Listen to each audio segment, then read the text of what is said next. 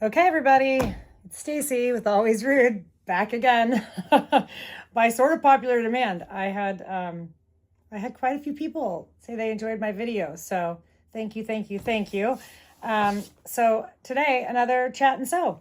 I'm going to make the Marzia bucket bag by Car Threads. I actually was able to contact her and Sandeep and get permission. So thank you for letting me film your bag today.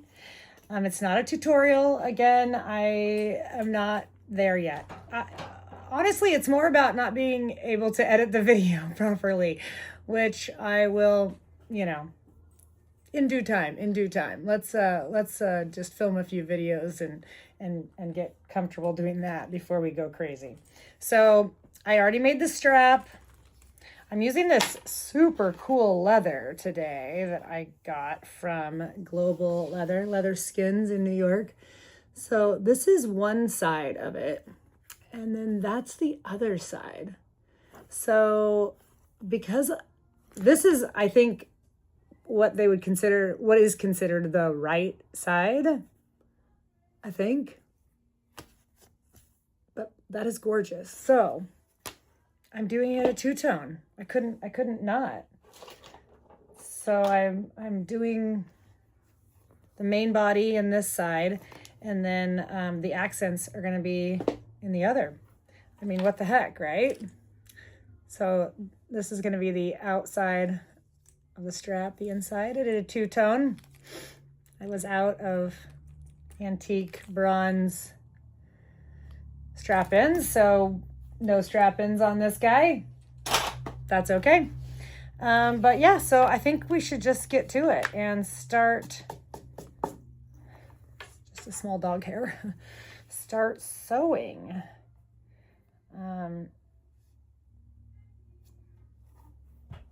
Guess I need some clips. Ooh, before I start sewing, let's check my bobbin because I just had a partial bobbin. Oh, well. I had 3 partial bobbins of this color thread, so I was like, well, let's just use them. It still looks good. I'm not doing any crazy top stitching quite yet, so come on, grab that. So if I run out, it's not life or death. So anywho, now that that's taken care of, we're going to go ahead and sew these guys right sides together. I am making I got some sewing machine oil on me. Making the simplified version again. I made one the other day. I really like the simplified version because it's a small bag. And I think all those little exterior pockets kind of become almost too much. And on the first one I made, I did add one on the back. I'm gonna grab it. Hold please. Hold please. I'm gonna grab it because I feel like you want to see what I'm talking about here.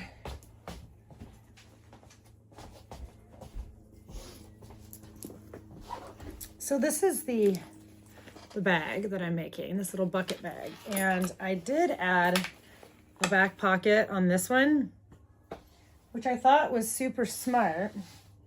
And I'm filming with my phone, so I can't show you. But my phone stands up like way up here. So it really isn't even a good phone pocket. I should have cut this taller, but yeah, I should have just cut it taller. But this is the height of all the exterior pockets on the original. So that's why I went with that height. But for me, anyway, so I just said bag it. I'm not even going to do an exterior pocket because this is a small bag. So if you can't find your phone in the bottom of it, then I feel like you've got way too much shit in your bag. Which, could be the case, but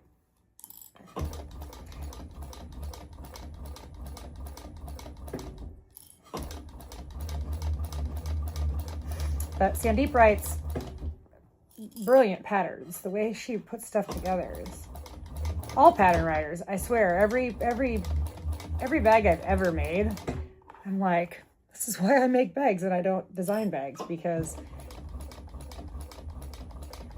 it's just something that my brain doesn't comprehend how that all works. It just doesn't comprehend it. But I guess that's why, I mean, if everybody designed bags and nobody made them, then we would just have a bunch of patterns. And that would be dumb. And if all bag makers thought they were pattern designers, then we'd probably just all be carrying around grocery totes. Because that's about all I can come up with all by myself without help. I have a date for my bag drop, my website. I haven't announced it yet. Mainly because there's a couple little time details that I don't know for sure. You can sign up for early access if you go to my website, which is always-rude.com. An actual hyphen, not the word. Maybe that's just obvious. I hope it's obvious. But if you go, you can sign up for early release. And what that is going to mean is that on the day of any of my drops, you'll get an email with a code, and then you'll be able to log in, earlier in the day. Well, I haven't decided how much time. Maybe you guys could give me a comment down below and tell me. Okay, so let's just say my drop is going to be for the public at noon. How much time prior to that do you think I should give the people that signed up for early access? Like, do they get an hour? Do they get 3 hours? 20 minutes? I don't know. So what do you think? Tell me what you think. I would appreciate the input, because I want it to be fair. Like, I want it to be enough time for people that signed up for early access to have time to shop. And if you're, at work, or I don't know what you're, doing that day, that you can have time to pop in and look. But I also don't want the people that didn't sign up to feel like they got completely robbed of, things. So yeah, I don't know. What do you think? I'm struggling with it, because my initial thought was like, I'll open it to the early access people at 9 and then the public at noon. And then it was like, well, gosh, 3 hours that's a long time.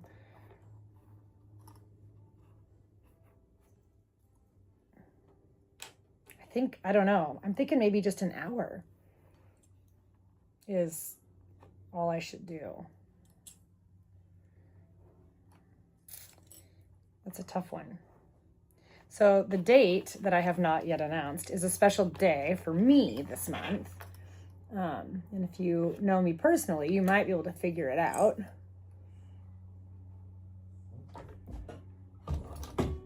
But if you don't know me, then it could be any day from today on.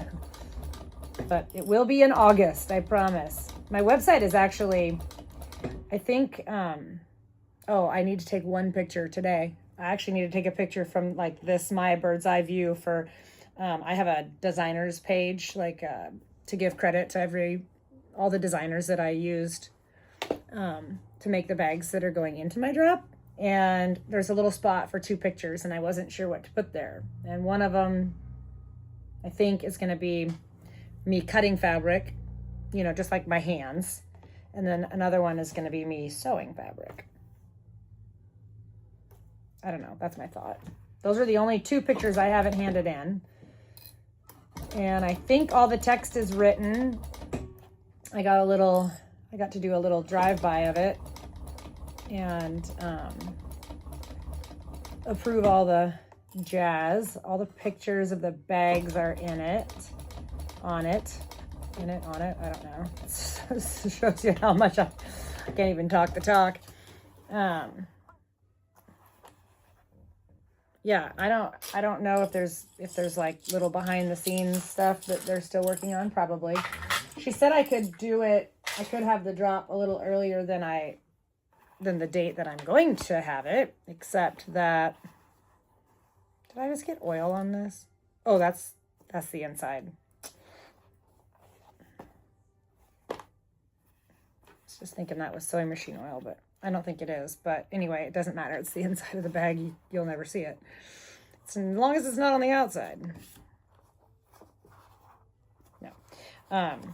Anyway, no, I don't remember what I was saying, but oh, Val said I could do the drop earlier, like date wise, but we've got a lot going on in the next couple weeks here, and I want to give it all the attention that it deserves.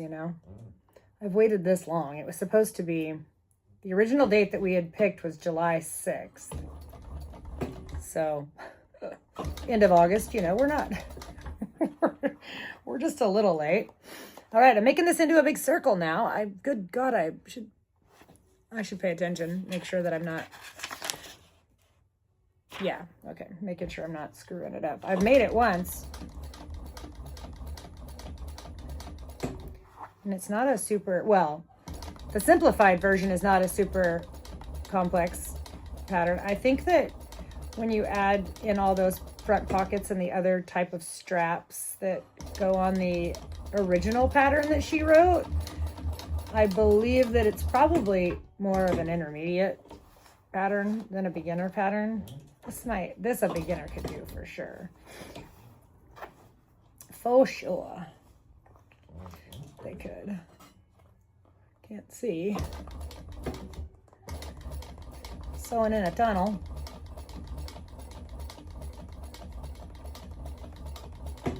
Yeah, so I'm excited about my drop, but I'm scared to death. Like, I mean, I'm scared that no one will buy anything.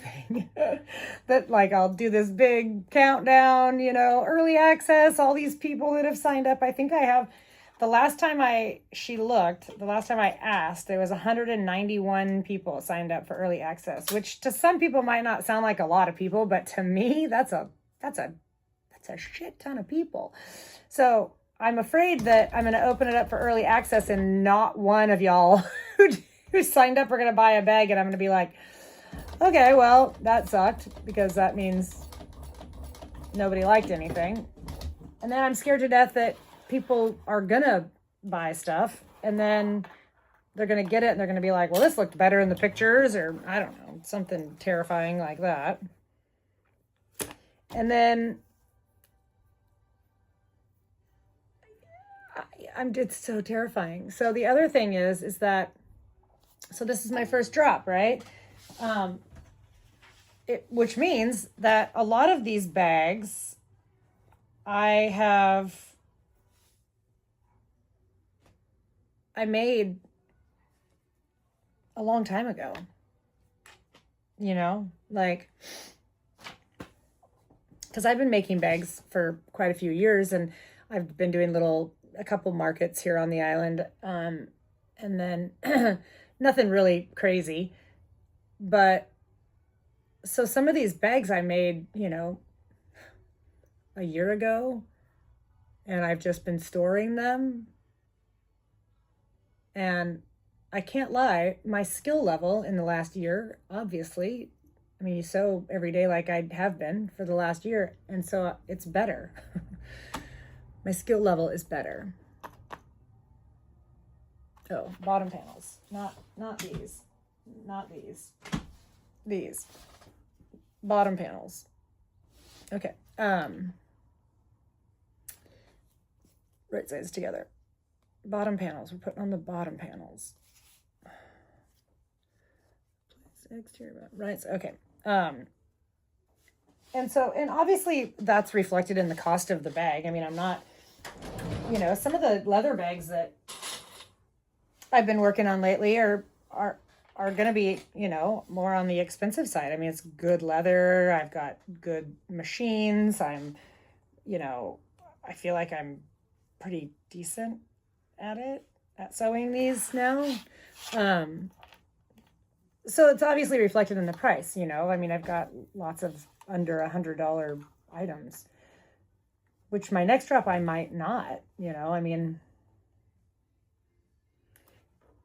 anyway, I don't want people to come on here on my first little drop and think that, I mean, this isn't Coach or anything. So I don't know. I don't know if I'm psyching myself out here, which is stupid or not. Maybe it's just normal. Okay, now I gotta figure out what am I doing here? Okay.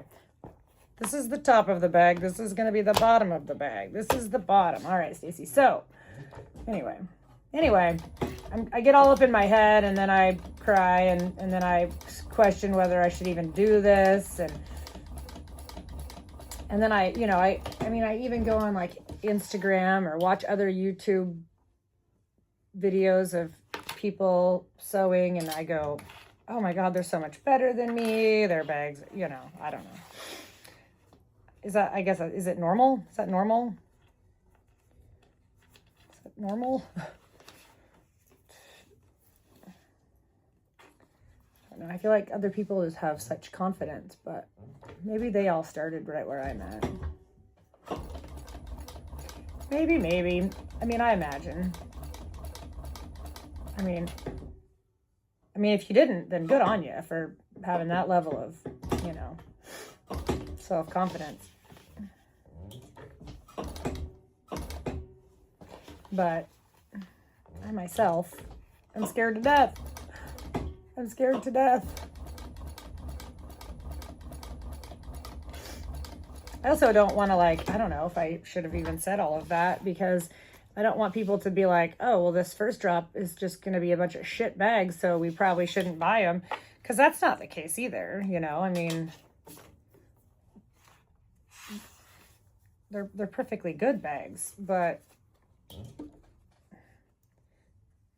flaws, some of them might, yeah, sure. Will you see the flaw? I don't know. Maybe. Is it going to affect the function of the bag or the overall look? No. But I know, what I could have done better.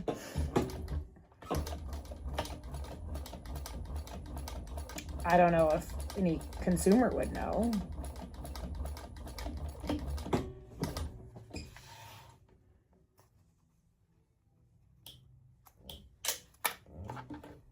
I mean, I have some expensive purses of my own that I've purchased, and I mean, I can look at them and go, well, those aren't perfect, so what am I worried about? But you're also buying a name there, and so I guess you'd buy it no matter, I don't know. I'm just talking circles because my friends and family are sick and tired. Sick and tired of hearing about all this shit. I'm telling you, my husband is like, stop already with the self-loathing.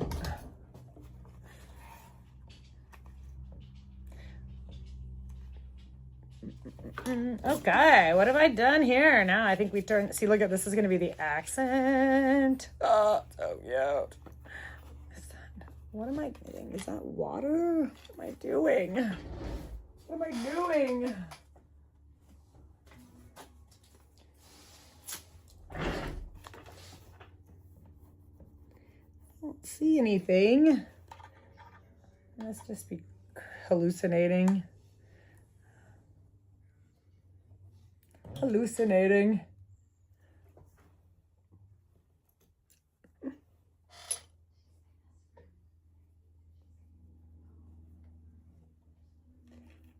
Get all the sticky stuff off my needle while I'm here with my alcohol wipe.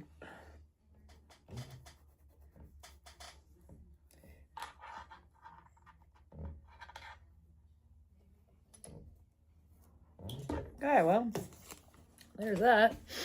Okay, we did that. Now this is gonna go on the inside.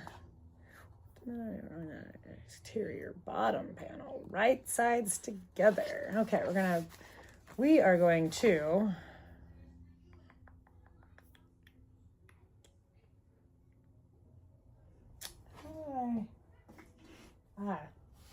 okay, so probably should mark some centers on here so I know it's gonna be so I know what the hell I'm doing, right? So we line her up well.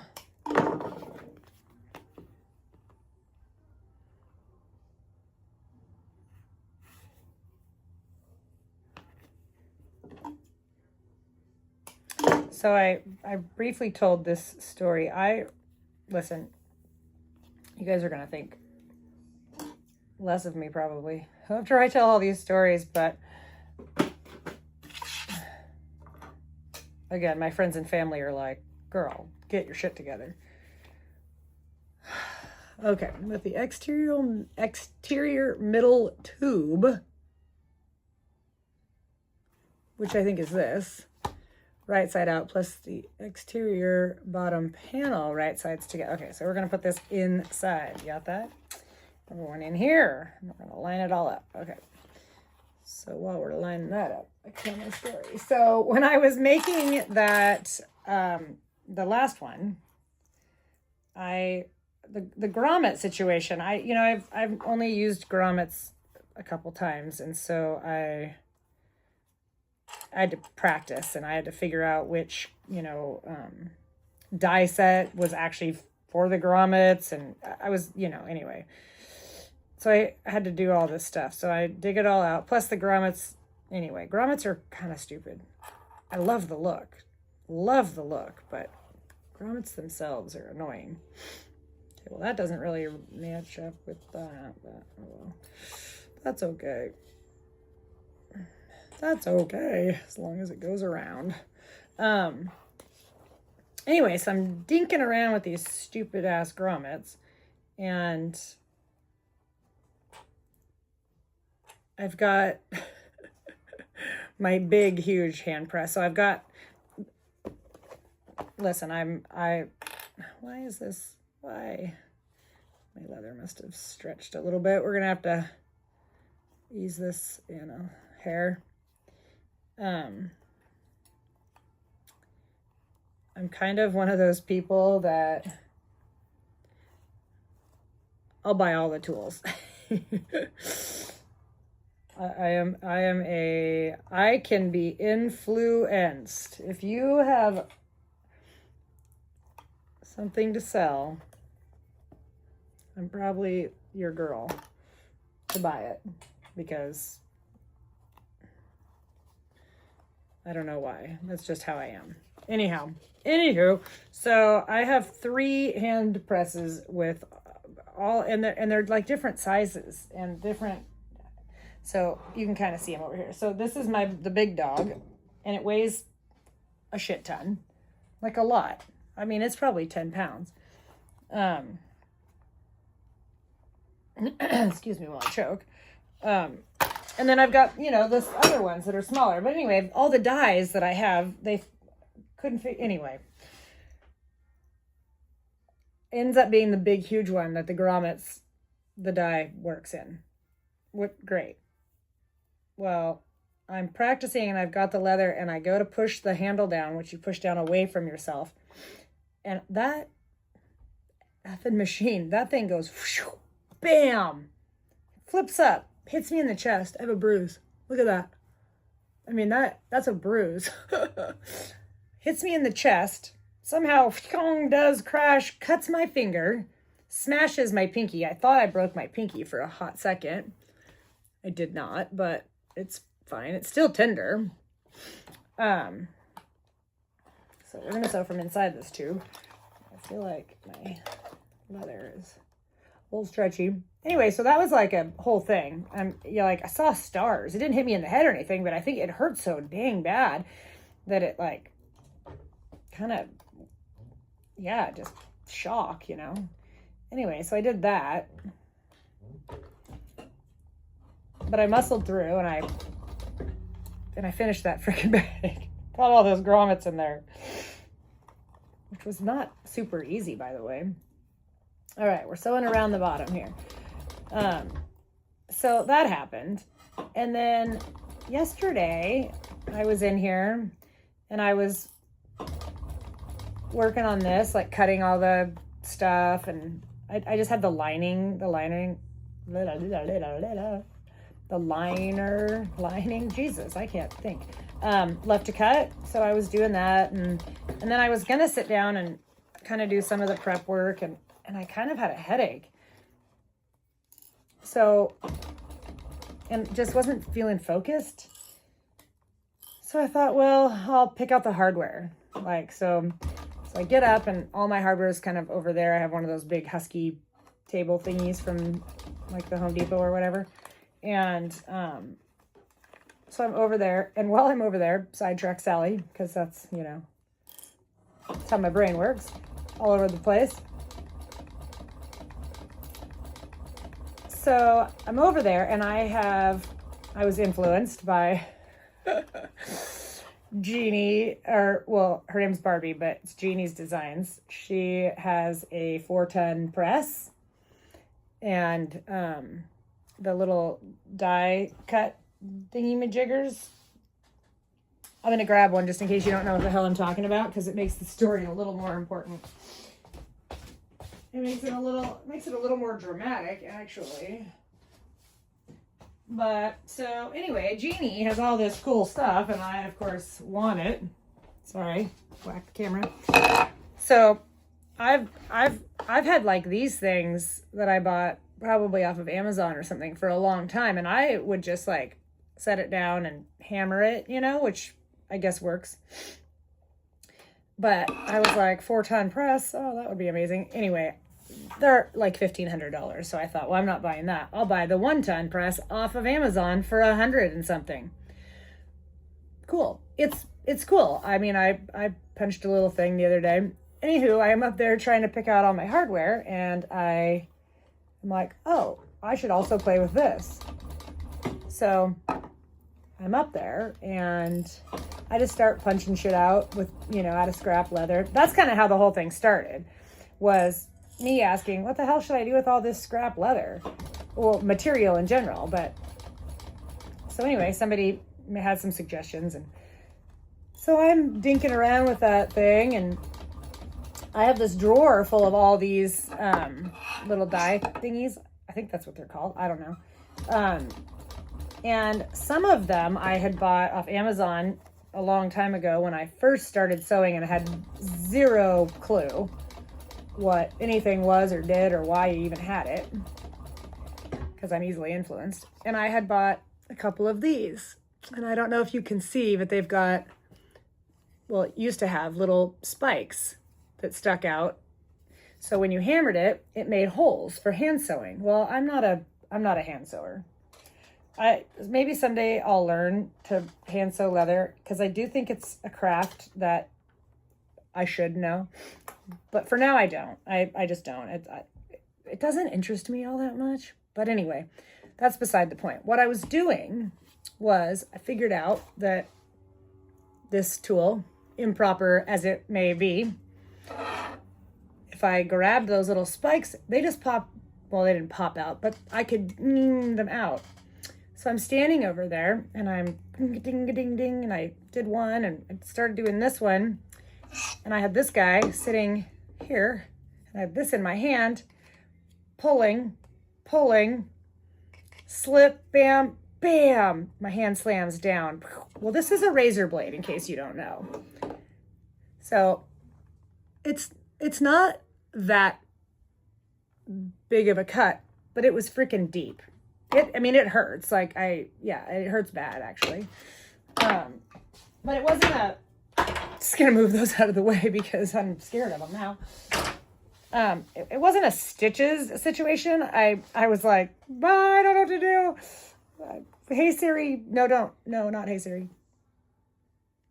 Anyway, I asked her to text my son because I was home alone and I couldn't, I was like kind of freaked out. So, and my son lives on our property, him and his wife. So, and I knew he was home. So I was like, have AJ come help me. So anyway, he came in and I washed it, doctored it up. But so I cut this pinky the day before that, this one the day after that. Mind you, I think it's been almost 2 years ago now. I cut this pinky here on the front and I cut through a tendon. Yeah, that was awesome. That required surgery. So I had surgery on my pinky. I think it was coming up on 2 years ago. It was this month, August. And it wasn't last year, I don't think. Anyway, so I did that. So I'm actually now of the belief that perhaps, Fraggle Rock, that hurt. I'm actually like at the point now where I'm kind of feeling like pinkies are overrated and I should just have mine removed because I mean, I hurt them so often that, oh, this is going to be cute. I can't wait to flip it inside out for you. Okay, we're going to pull the exterior bottom panel away and we are going to top stitch. Let's see. Top stitch away from the seam. Okay, so we're going to top stitch that down that direction. Okay. And I'm going to start my top stitch in this little crook of the fold over here so I can back stitch and kind of hide it. You know, start in the seam.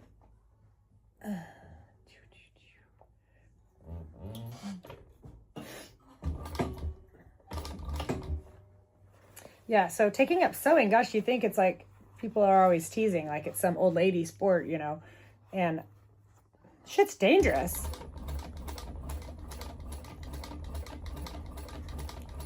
It is dangerous. We use all kinds of heavy machinery and sharp stuff. Doesn't help that I'm a bit accident prone. Growing up, my mom actually called me Grace. Like, I don't know if that's something people say now, but, you know, because I was not graceful. So she called me Grace. My husband calls me Mildred when I do stuff like that, which sort of just stuck and became my nickname with him. So he calls me Mildred all the time.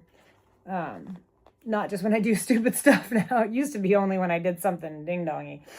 But my grandma name is Millie. So that's what my grandbaby. Well, as soon as she can say it, that's what she's going to call me. I'm conditioning her.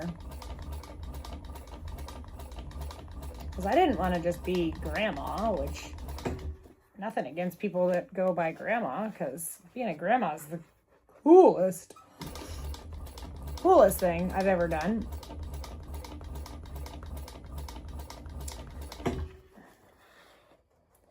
But I love a cool nickname, so if she'll call me Millie, then that'll be amazing. She may decide to call me Josephine or George, I don't know. These kids have minds of their own. But I have anything to do with it. Let's get this guy out of the way.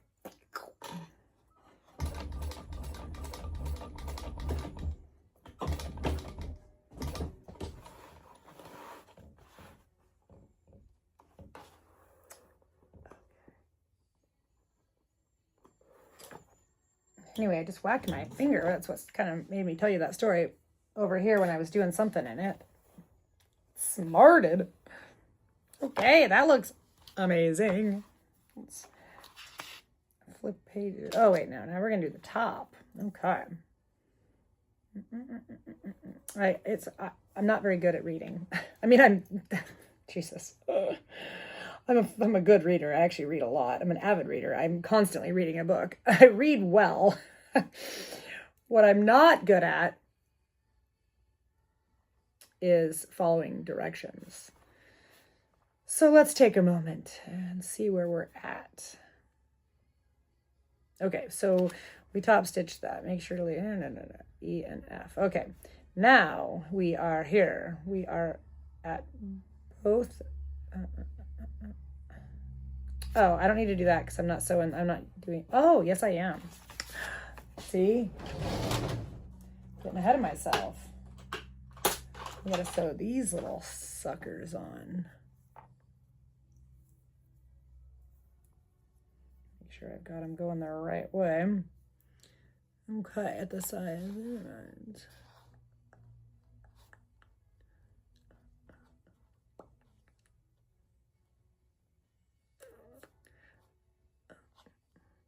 Okay, at both center side points. So that's up here.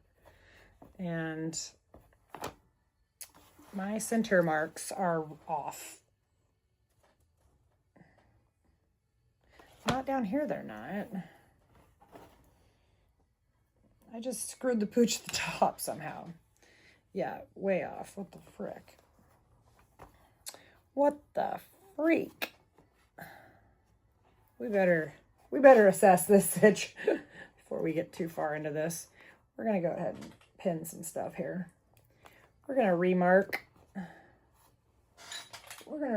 our centers at the top. I think what happened was I marked them as if I was gonna be doing those straps, the other straps, which I am not.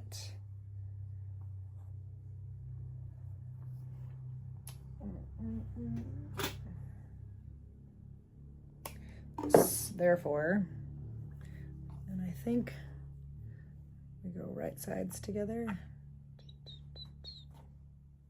Okay, well, let's just clip that for a sec.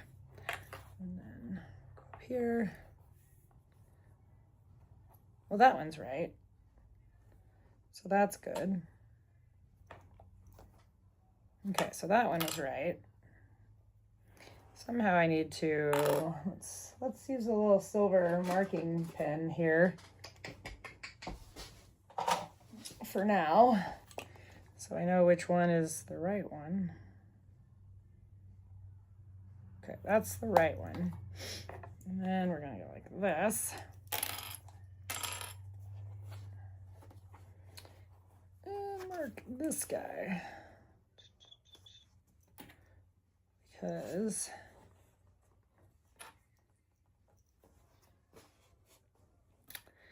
that'll get super confusing at the end if I do not.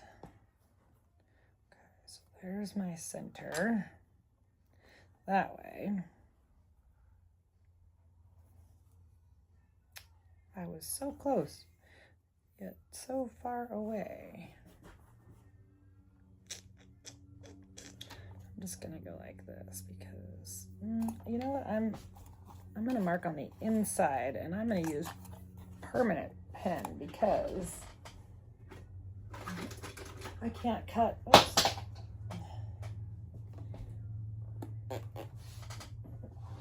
Where'd you go? I don't want to cut another thing because I'm so close that it'll just end up being a big, huge cut.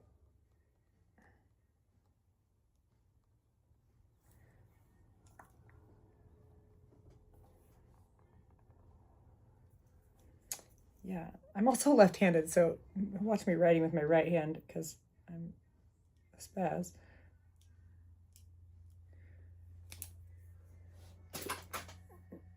I'm left-handed, however, I do a lot of things right-handed. So it's confusing because my indication is to hold something together with my left hand because it's like more dominant, but then when I need to write on it, I'm like, well, shoot, now my hand's busy. But holding it together with my right hand feels weird. Yeah. Don't ask. Don't ask. Okay, that's the bottom. This is the top. And we are going to put these guys. Okay. Oh my God.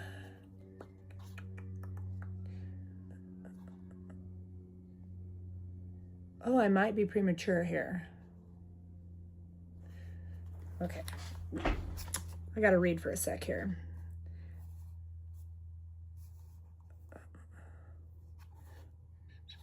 Exterior military. Okay. I did that. Top stitch, I did that. Make sure to leave long, yeah, I didn't do that. Okay, at both side center point notches on the exterior middle tube. Oh yeah, middle. This would be the middle, right?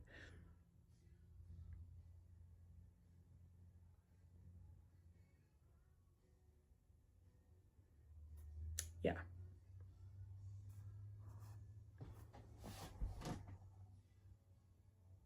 Yes. Yes. Okay, but which way do I put it? I don't know why that was confusing to me. I just made this bag.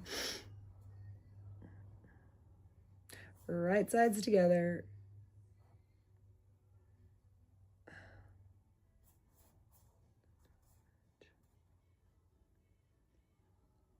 Okay.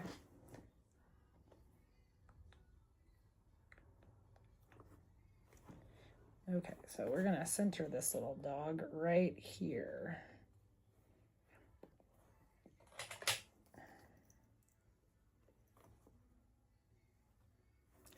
That's correct.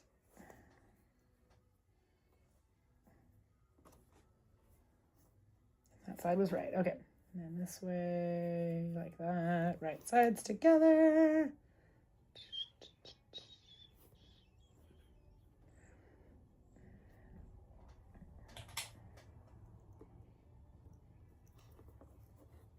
Okay. That is correct. Now we're just gonna baste these little guys on here. I think it actually says to do it at 1/4 of an inch. It does. We're gonna baste them on.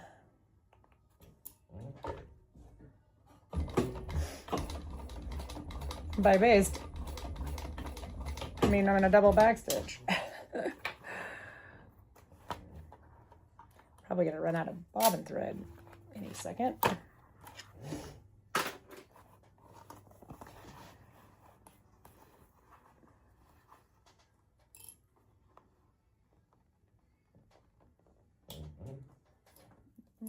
Okay, so we'll get this on.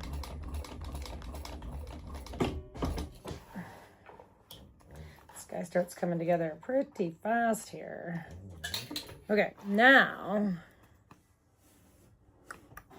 we're gonna do this top thing. And it's the one with the grommet-y thingies. Okay, so we're placing these top. I screwed this up last time. Okay, this is the top, this is the top. And we're gonna put these together and we're going to leave a little 1/4 inch gap because that little doohickey that I just sewed on there actually gets riveted on through this. And it's really cool because you never want to like go through a seam, right? So the way she has this is pretty cool because it ends up being a little hole, but then you have like a reinforcement doohickey that you're gonna put behind it. Anyway, it's pretty genius. Again, this is one of those things where I would have been like, oh, How am I going to do this? And Sandeep figured it out, so I don't have to figure it out. All right, top stitch that seam open.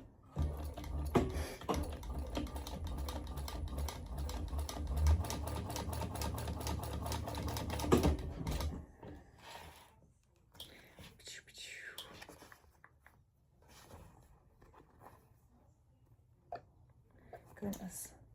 Goodness. Goodness, goodness.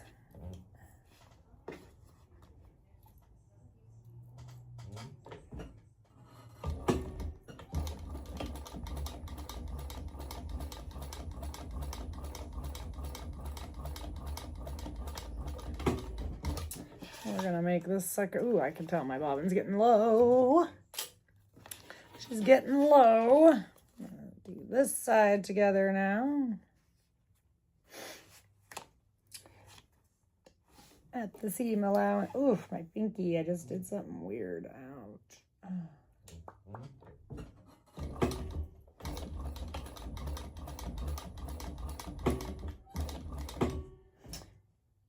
When I cut my finger 2 years ago, it had nothing to do with sewing. It was actually a shaving accident, which is a bit on the hilarious side, but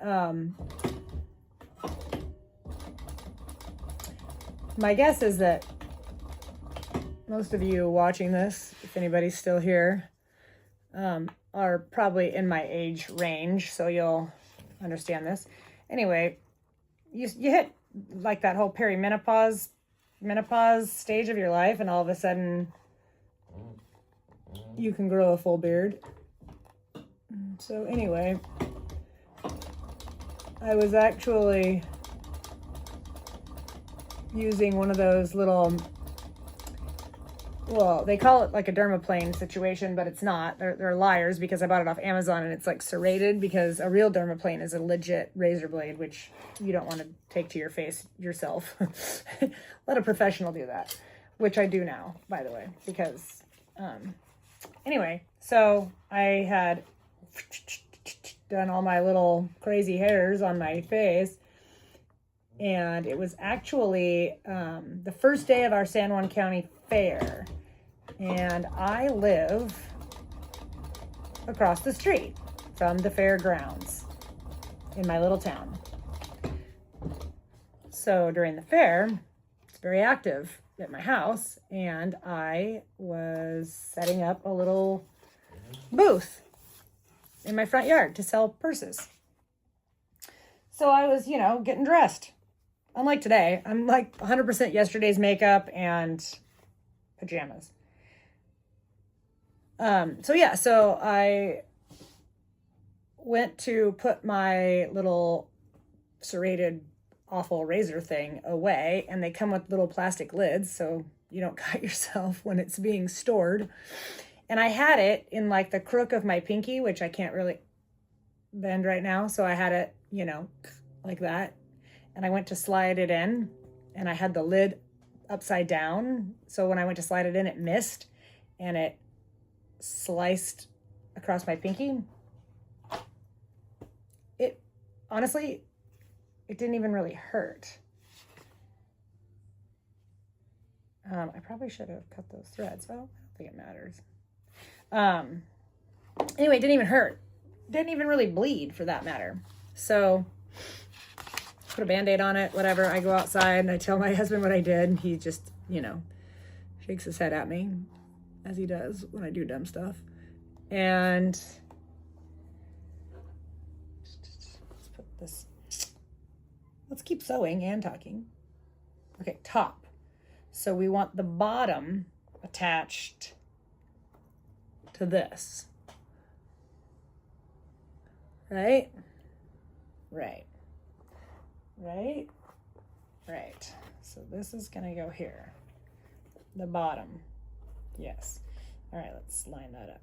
So anyway, he's like, oh my God, well, are you okay? I'm like, oh yeah, totally. Oh wait. Right sides together though. See, right sides together, bottoms up. Bottoms up. Because when I go like this, the top will be up. Yes. Okay. So anyway, all of a sudden, I'm like, well, it hurts, but like, I'm not going to die. And then I realize fairly quickly, obviously, that I can't actually bend my finger. I cannot. This doesn't want to fit. Why do these seem too big? Why does it seem too big? Okay, maybe it just seems too big. Sometimes when you're working in a circle, you gotta flatten it out. Anyway, so I'm like, I actually cannot, like he thought my Band-Aid was too tight. I'm like, no. Like I physically can't bend my finger at all. It won't bend. So he Googles it, cut your finger, can't bend it. And it's basically like, go to the ER, idiot, because you've got a tendon. And I'm like, well, shit. So I leave him at home and go by myself because I've got every purse I've ever made to that point, set up outside my house. Can't just leave them. So I go by myself to our little emergency room and I get I'm sure she's really nice and I'm sure she's probably a fine doctor now, but shit, I might have to adjust my seam allowance over here because this does not want to fit. Too big. And I tell her what I did, and she kind of looks at me like, and says, well, you couldn't have cut your tendon. Like, and I'm like, okay. Well, I can't bend my finger, so I don't know what to tell you. So it doesn't need stitches or anything. And I tell her that. I'm like, I know I don't need stitches. I'm not like being a hypochondriac here. Like I literally, I need to rip this out. Son of a beeswax. No biggie.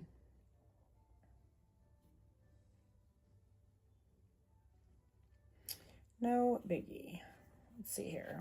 What's going to be the easiest? Sugar shit. I wish I hadn't a top stitch so nice. I might have to recut these pieces. We'll see. She basically is like, well, you didn't do that, so I don't know what you need. And she was looking at me like I wanted something. I'm like, I don't need anything. I'm not in pain. I'm fine. Like I legit am fine. I'm also not an idiot, like I know I don't need stitches. But Google, which I know, don't Google shit. But if I hadn't Googled it, I'd have been in trouble.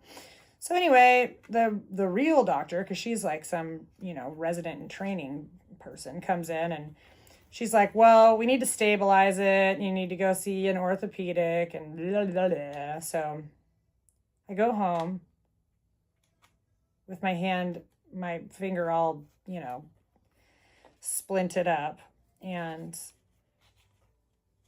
tell my husband that they were like, you couldn't have done that, whatever. So fast forward, I couldn't get in to see the orthopedic for like a week because we live on an island, and though we have a little hospital, it's like it's not like a real one. So if there are specialists, they come from off island and they only come once a month or whatever. So I have to wait a week. Maybe it was 9 days. A week. I think it was a week. I had to wait a week to see an orthopedic surgeon on the island, which again, I didn't think was a big deal because the gal told me that I could not have cut my tendon, that I, whatever. So I get in to see him and he immediately looks at me and he's like, okay, A, you do not need me. You need a hand surgeon and you needed it like last week. And I'm like, what? He's like, you absolutely 100% cut your tendon, and I don't do hands. I'm an orthopedic. Like got a knee? Like, I'll replace your knee from your hip, but I don't do intricate tendon surgery on pinky fingers. And I'm like, holy crud. Well, okay. He's like, yeah, like you can't wait with fingers and tendons like that. Apparently, it was a big deal. So thankfully, he was a super nice guy. I'd actually seen him for an ankle thing once before. And he got on the horn and found me a hand surgeon in Seattle and basically told them like the deal, and they got me in super quick, but it still took maybe 2 or 3 days to get in. So we go to Seattle and the hand surgeon comes in and she looks at my hand and does her whole little assessment thingy. I still can't bend my finger. Like, I physically cannot bend my finger. Not at either knuckle. And she's like, well, you don't get to go home to Freddie Harbor tonight. You have to stay here, and you can't eat after 8 because you're having surgery in the morning, and you just need to sit here for a second while I get on the phone and go find an anesthesiologist willing to come in early tomorrow prior to, our whole situation here. And I'm like, shit, okay. So I had to spend the night and wait. Oh God, I hope this is enough. I'm just winging this at this point, people. Just winging it. I'm just gonna wing it. It's gonna work. It'll be fine. Anyway, so I didn't really even know what to expect with this whole hand surgery thing. Like, it's oh shit, I ran out of bobbin. Good time. I don't know. I've never had hand surgery. Never known anybody else that has had hand surgery. So I go in the next morning and I have hand surgery. And you can't really see it, so I'd show you, but I have a zigzag scar. Like, she cut from like the top of my pinky in a zigzag fashion all the way down and repaired my little baby tendon in my pinky. And then, so, my hand's all wrapped up or whatever, and I get to go home. Actually, we might have spent the night, had to go back the next day. I don't even remember now. But when the next time I saw her, I, got my hand all unwrapped. I passed out. That was fun. Jesus. And so then she puts this craft project looking janky ass. I have to wear this black hard plastic. My hand had to sit in a neutral position, which is this, for 12 weeks. Can I tell you how badly that sucks? 12. Not 2, not 6, 12. Can't use my hand in any way, shape, or form for 12 weeks. And I've got this hard plastic thing, and that thing stuck out this much farther than my hand because it needed to be protected. So I looked like, oh dear God.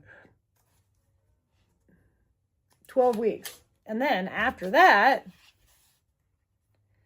now my freaking grommets are going to be, oh well, I don't even care. I don't care. We're just going for it. We're just chatting and sewing. Get to the sewing part, Stacy. Good God. After 12 weeks of that contraption, I had to do 12 weeks of hand therapy twice a week. Mind you, there is no hand therapist. There is no hand therapist on my island. So I have to go off island, which if you know where I live, you know that I got to get on a ferry, which takes an hour and 15 minutes. And I have to drive a half of an hour for an hour's worth of hand therapy. And then I got to turn around, drive back to the ferry. And you don't just get on the ferry. Like, you have to have reservations. There's not a ferry every hour. There's only, you know, a handful a day. So sometimes I'm stranded over there for what felt like freaking ever. Let's cross our fingers that this works, because if it doesn't, I'm just going to shut this shit down and cry for a minute. It's going to be fine, I say. Where did I put all those freaking clips? So when you're working in a circle, it never looks like it's going to fit. You have to like straighten out little sections. But when you're working with material that, like, this leather stretches, I either cut it wrong, which is entirely possible, or I stretched it, or, you know, did something. But you have to like do little short straight things, or it looks like it's not going to fit. And then when you get down here and it's still a little on the wonky donk side, I'm just going to cheat it ever so slightly. And we're going to make it fit. Because I'm not doing that again. I'm not taking that apart. I should have paid attention and looked how much I needed to. Anyway, you probably didn't give one solid shit about that story, but now you know why my pinkies are a serious pain in my ass, because apparently I don't deserve to have them. Okay, now we're going to sew this in the tube again. Yay! Okay. And then we put the bottom on, and then the outside's done. It only took me an hour. If I sewed more and talked less. I'm probably going to have to wind up that. I doubt that.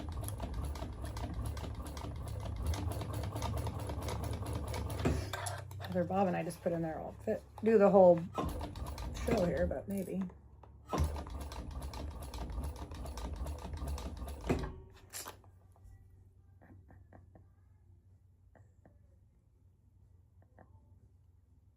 Remember if I left those 1/4 inch gaps or not. Well, I guess we'll find out.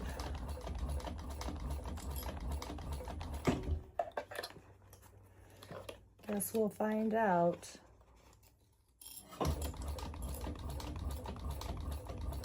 I'll make it work even if I didn't. I'll smuggle that rivet in between those stitches. I'll snuggle it in there. Yes,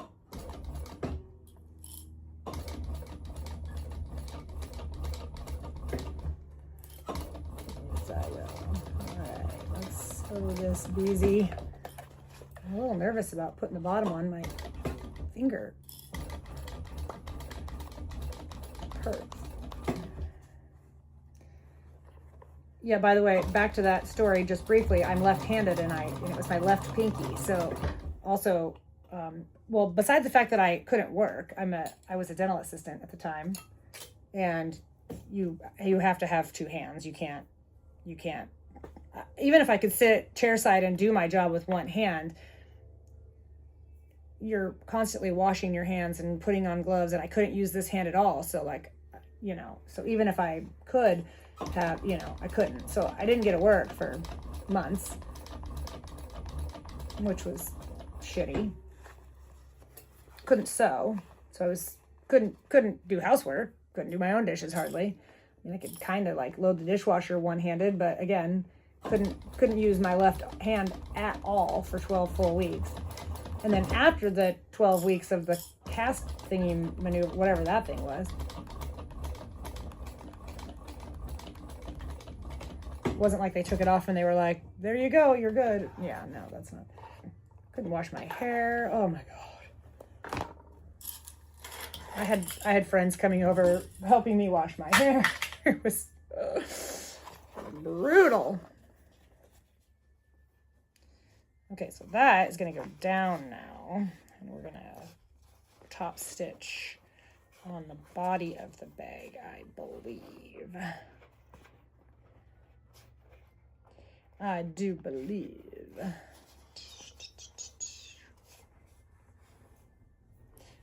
I do. Yes. I just kind of keep referencing the other bag. Just to make sure I'm not crazy. All right, we're gonna do the same thing. We're gonna start right here in the little crook of the, I'm blind. Let's see if I can get my, this light doesn't like to stay right here, which is annoying.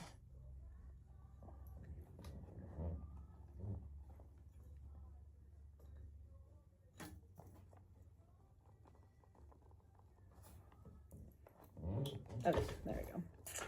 Good enough. Okay.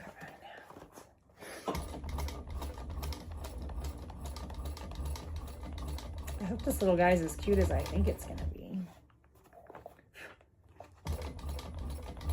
It's kind of gonna be like a little rustic. It'll probably look a little country, a little country western. I don't know where that accent came from.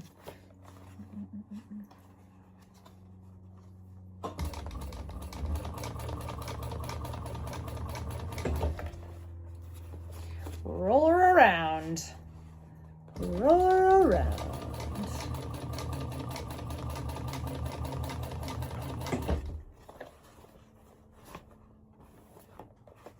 Make sure everything's underneath.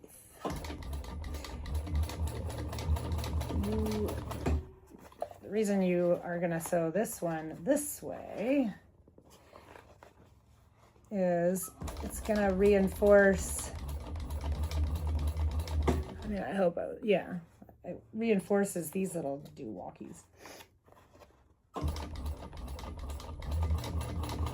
If you're making this on a domestic sewing machine, you're going to, there's a couple thick seams, so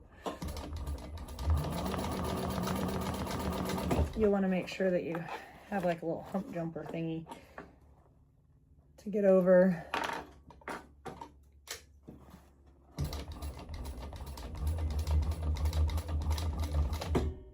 All right.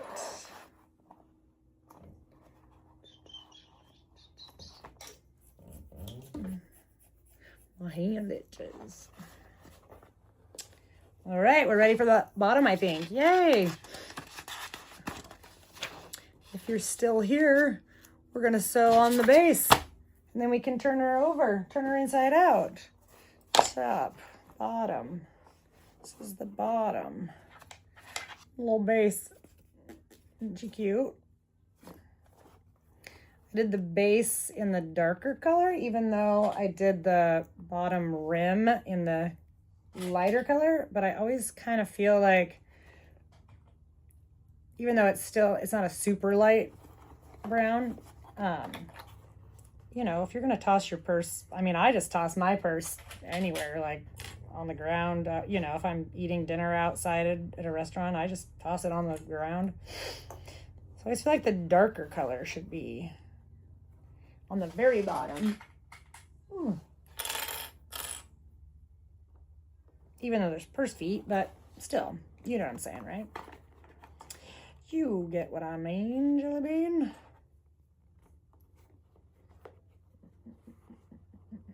These little corners fit pretty good. I will snip into them a tiny bit, I think.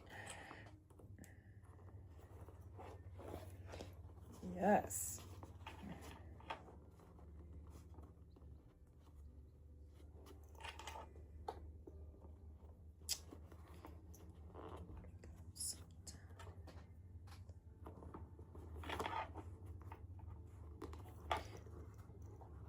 Got like, don't know, some 70s station playing in the background.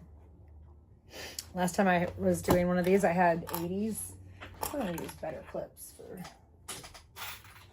And apparently YouTube must have picked up on the music at some point because like a Billy Ocean song is like credited in my little description. I didn't put it there.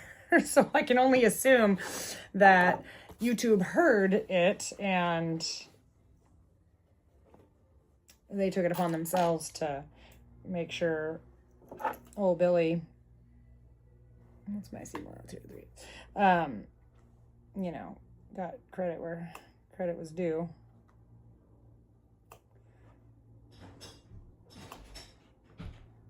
Somebody's here.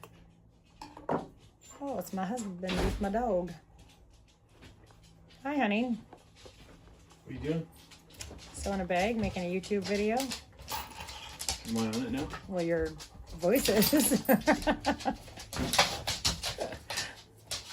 Hi, everybody. Oh my God. Yeah. All three of you. What are you doing? I hunger. Yeah, let's go down. I'm not dressed for town. All right, let me pause. I'll come back. Okay, I'm back. I left on Saturday. Now it's Tuesday. We ended up hanging out with some friends on Saturday, and I had to go off island on Sunday. Spend the night, have a doctor's appointment on Monday, all that jazz from living on an island. So anyway, here I am, back to finish this dang bag. So how was your weekend? We're close here, folks, because I'm gonna sew the bottom on here, and then we can flip this out and actually kind of get a glimpse of what this guy's gonna look like. I'm just gonna grab, my dog keeps walking over and touching my camera. Figure out my little seam allowance here, and we're just gonna bomb into it because what the hell? I spent an hour talking about my poor injuries, and now I feel bad because now it's Tuesday, and I'm like, God, Stacy, get a grip. I think if you turn the sewing machine on, it sews faster. Just a thought. Hi, now we're good. Holy macaroni and cheese. I had to go to the dermatologist because, you know, I'm old now and you see things happening on your skin and it freaks you out. But I'm all good. They're just old lady spots is what they are. So I guess that's fun. Fun old lady spots. My dermatologist, I think he was 12. So that was also interesting because I don't know if y'all have ever had a full body check at the dermatologist, but it's kind of a naked situation. And I mean, I'm not even kidding when I say he couldn't have been 25. So that was interesting. I mean, I don't know how long it takes in college to become a dermatologist, but and I'm sure his parents are proud. He was super sweet. His name was Jake. He did, however, based on the amount of sun damage that I do have, recommend that I come back once a year. Because I have some things that, you know, I suppose at some point could become concerning. I don't know. But my kids were happy because I am a sun worshiper. You can't tell because I'm as pasty as they get right now, but I pretty much live my life to be tan. And I live in the Pacific Northwest, so when I get an opportunity, like we're going to Vegas in October, and I will spend the entire time in a cabana at the pool, trying to soak up as much vitamin D as possible, because it's gloomy here. Even when it's not gloomy, they say you can't get enough vitamin D absorption just based on, I guess, where the sun is located in the sky here, like the height of it. The height. the distance. I don't know. I don't know. Wherever it is in the world, wherever it is, we don't get enough vitamin D here, ever. Even in the dead of summer when it's the sunniest it's ever going to get. Apparently, we do not have enough vitamin D. So that whole seasonal depression thing, when you live somewhere like this, can be serious if you don't get some vitamin D. Okay, look at this. This is exciting. Exciting. I feel like for you guys, it was like, you know, instantaneous that I just took a shower and changed my clothes. For me, it's been days, so I'm having to refresh my brain. Do I trim this down? You think I trim this down? Trim the seam. Oh, around the corners. We're going to trim the seam allowance. Trim the seam allowance around the corners. And use these little pinking shears that I hate. I think we've discussed this. Because I don't know about you guys, but they're the hardest freaking... This leather actually isn't bad. It's cutting through it pretty good. All right. These corners trimmed down, and we can flippy dip this sucker out and see what she's going to look like. I really hope it's as cool as I thought it was going to be. I know I'm going to regret not putting... I so wanted to alter the way you cut the pieces because I wanted to add tassels, and then I chickened out because, well, I just chickened out. I'm not... Am I supposed to do something before I turn this back out? Hold, please. Oh, I am. Let's see. I think I'm just supposed to double stick tape those little suckers. I forgot. I put them on the last one bag I made, but I put them in the wrong spot, so they don't actually probably reinforce anything. So I'm going to actually read this really quickly and put it on correct. Thankfully, it's not a super huge bag. I don't think that my mistake is going to cost the integrity of the bag anything, but afterwards I was like, oh, right, that makes sense. It's for these rivets. So...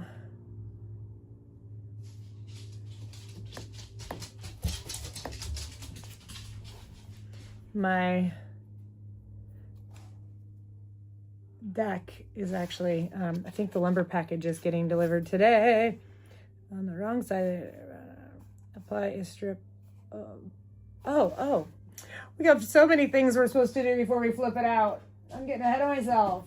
It's exciting because we're gonna throw some double-sided tape along the top because it's a drop-in lining. So we gotta have a way to stick this dog down.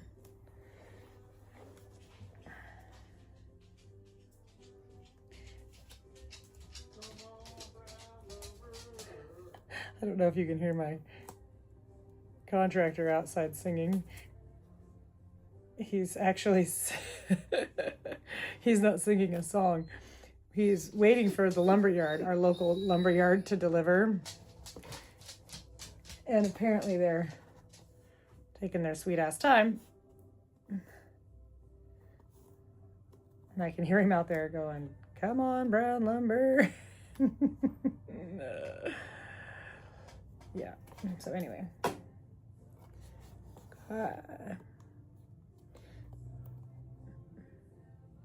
Okay, well, fun games. We're going to fold this down now, I guess, and then we'll flip it. Let's put these little dogs on here. Let's flip it first, it says. I have a tendency to just get ahead of myself because I don't focus. It's a problem, people. It's a problem.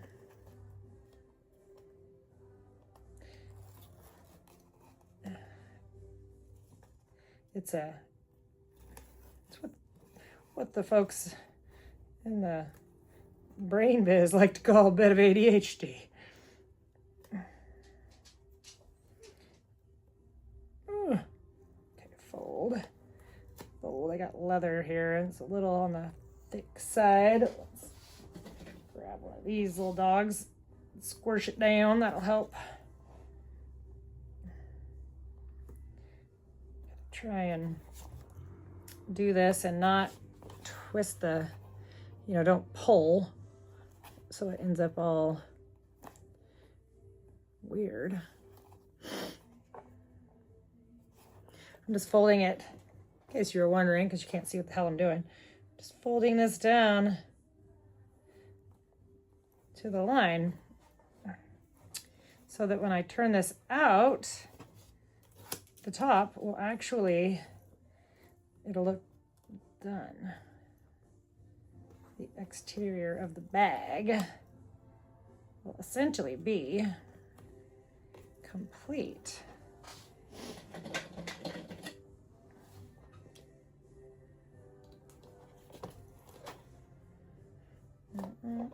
So I went off island because I had a doctor's appointment and we had to go the day before.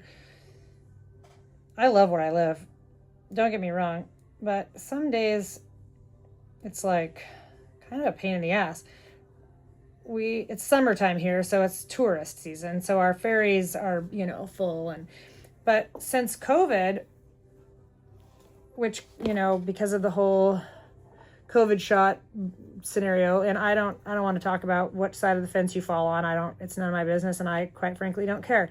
But a lot of our older ferry workers opted to just take early retirement instead of going through all the stuff that they were going to have to go through in order to be able to keep their jobs. So, good on you. Take early retirement. Shit, if I had a retirement, I'd take it as early as they'd let me. But unfortunately, the trickle-down effect that kind of happened from that is that in order to work on our ferry, you have to, shnikes. It's probably stuck to this somewhere. You have to go through all this training, and it, like Coast Guard, I don't know, anyway, all this shit, but it can take years. So it's not like they can just hire new young people, not to mention they pay like ass. So no young people want the job. So we're constantly short-staffed. I'd have to cut a new piece, which means the ferry can't run. So they'll just cancel it like 5 seconds before it's supposed to leave. And if you have an appointment, like I had a doctor's appointment, you can't just cancel it 10 minutes before you're supposed to be there. Our ferry takes like an hour and, oh shit, you guys, I just had that. It's probably, oh, nope. I had that piece of leather.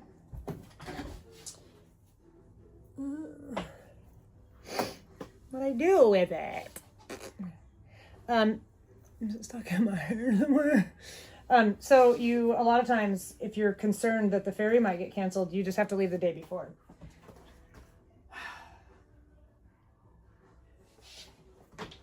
Okay, well, we're gonna get a new piece of leather. Let's see what I've got lying around here. We'll just use this. This was just a little scrap I had sitting here.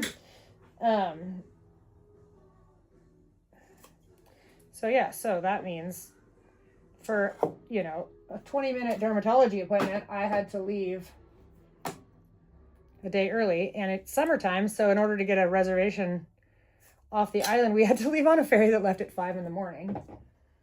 the day before an appointment. It's a whole lot.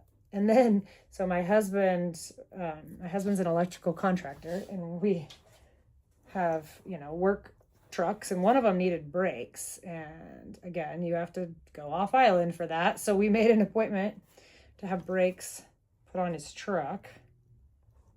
Okay, we're good. Let's turn this around. Anyways, truck is too tall, so it's overhyped. overheight reservation. Well, I couldn't get an overheight reservation coming home, so I just made a regular reservation and had my fingers crossed that, I don't know, that they wouldn't get out and measure his damn truck. Sure enough, they did. I had kind of forgotten our fair, our San Juan County Fair is this week. So lo and behold, on the ferry last night was like, every carnival ride known to man. And those are in big semis, so again, over height. Or, the ferry, I don't know if you don't live around where I live, a Washington State ferry, the only over height section is just down the middle because it's double layers on the sides. So it only takes so many cars over the height of 7'6". So they put my husband on standby for the very last ferry last night. And if he would have missed it, he would have had to sleep off island again. He would have had to go get a hotel. And I had his truck, his regular truck. So my reservation was fine. But he was the very last car on the very last night. The very last car that they took on standby. Oh, yeah, you guys. Oh, shit, you know what I haven't done? Shoot. God, I swear a lot. I haven't put my tag on it yet. So when you get this all, it's going to be this cute little rustic leather. It's so pretty. But before we space out, let's put my name tag on this sucker because got to know who made it. Sometimes I surprise myself how easily I forget things. All right, where are we going to put it? I think it told me at some point, like the distances. We'll just measure this guy. How far down did we go?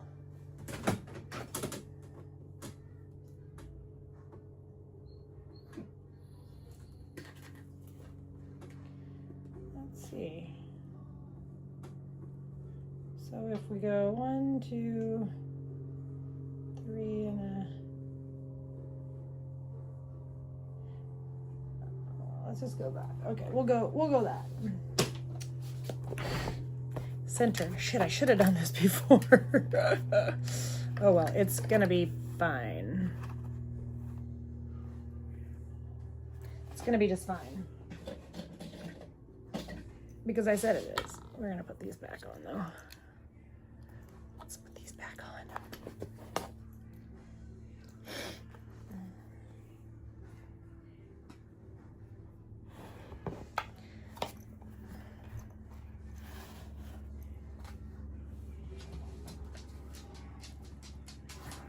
Oh, my friend is stopping by. I'm going to pause this video. I'll put my name tag on and I'll be right back.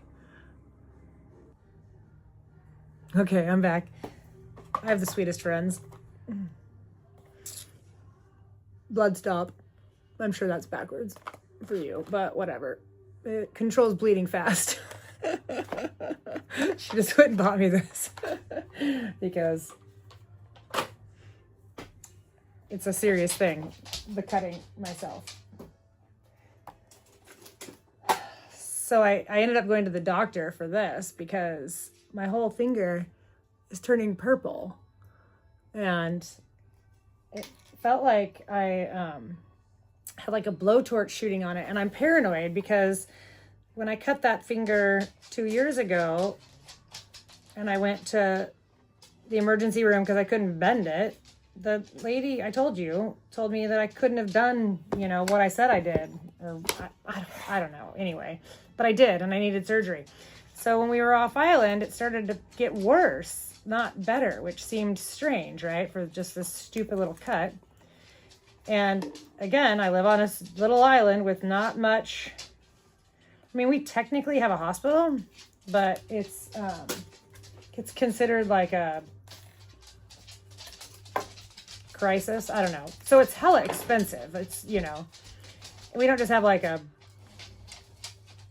urgent care or something, and I tried to make an appointment with my regular doctor, but I couldn't get in to see her until August 26th. Well, if I really had something wrong with my finger, by then it would have fell off, gangrene or something. So anyway, I was like, well, I'm off island. I may as well just see if I can get into urgent care. So I did, and they took x-rays to make sure I didn't do anything to the bone where I would have maybe needed an antibiotic. It was just a peace of mind situation. And at the urgent care, it costs $40, you know. And at the emergency, it's $250 plus whatever they took x-rays, and it didn't cost me anything. They're sending like a $95 bill to my insurance company. You know how much an x-ray costs in Freddie Harbor? Good Lord. I would have had to take a loan out to pay the bill. All right, let's get this guy on here. Ugh. I always put glue on the back of these because it just seems smart. So these ones are kind of like rustic-y looking. They almost look scratched up even though they're not, which hopefully just goes with the theme of the bag because it's kind of a rusticy looking bag. We're gonna go in here and put some stabilizer on the back just to add a little extra oomph. Put this little washer on it. Fold these guys in on top of each other. Watch out, Bentley. My dog's in my way. Little hammer. Little duct tape. Duct tape. The duct tape is my damn dog. The duct tape is so that the metal, you know, because it's going to rub up against the lining because it's, you know, in here.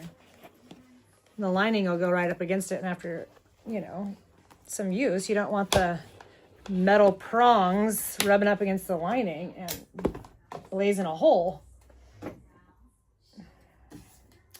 So, I'm sure that was discovered by somebody the hard way. By not having something protecting that metal.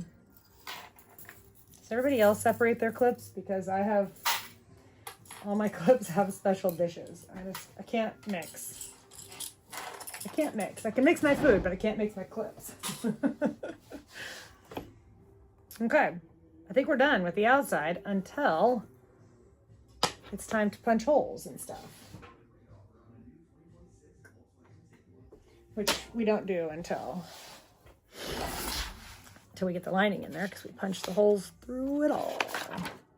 Okay, we're on to the lining. I already did some things.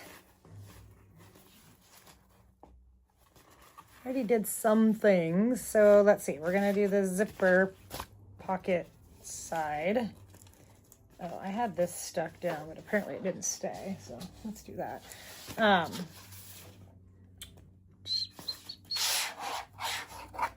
Okay. Little zipper overlay. This is from Jolie Lee Creations. It's not real leather. I use the faux real. It's faux real from Tulip Bee. You know, I don't know, some people are like, you can't do that. You can't put fake leather in a real leather bag. Well, like hell I can't. First of all, if I didn't tell you, you'd never know. Second of all, I can do whatever the hell I want because I'm making this bag. If you don't like it, I guess it's fine. I mean, yeah. I don't know. I don't know why people freak out about mixing materials. I mean, not all leather bags have leather interiors. Not all bags have silk interiors. Some of them have vinyl, nylon. I mean, I have real leather purses that I've bought that have, so I don't know why it matters. I have expensive leather bags that don't have metal zippers, leather ones. I do use metal zippers in my exteriors when I make a leather bag.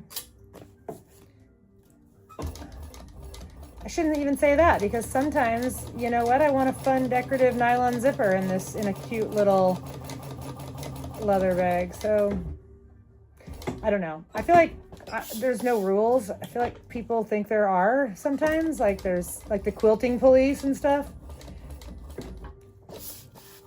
If I'm making something, I should be able to make it however I want, right?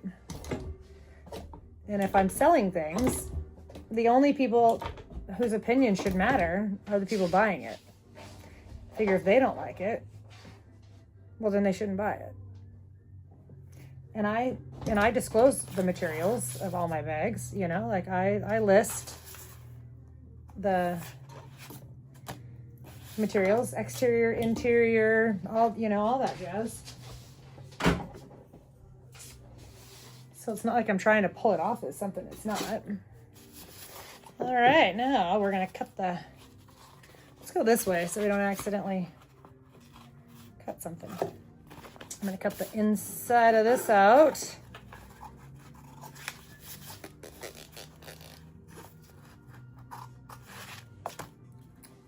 I love this, I don't know, hex something or another ripstop for linings. It's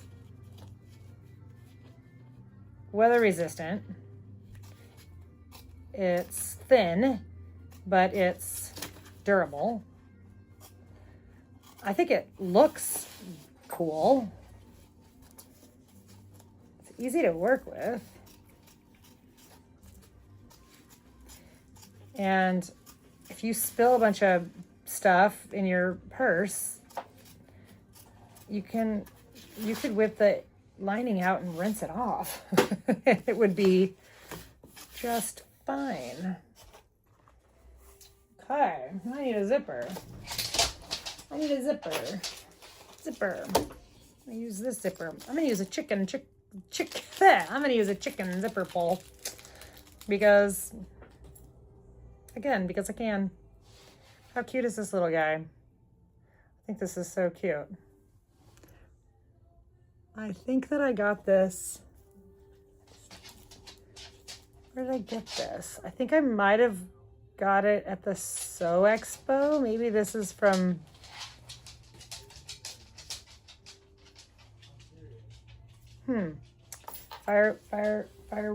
fireweed stick.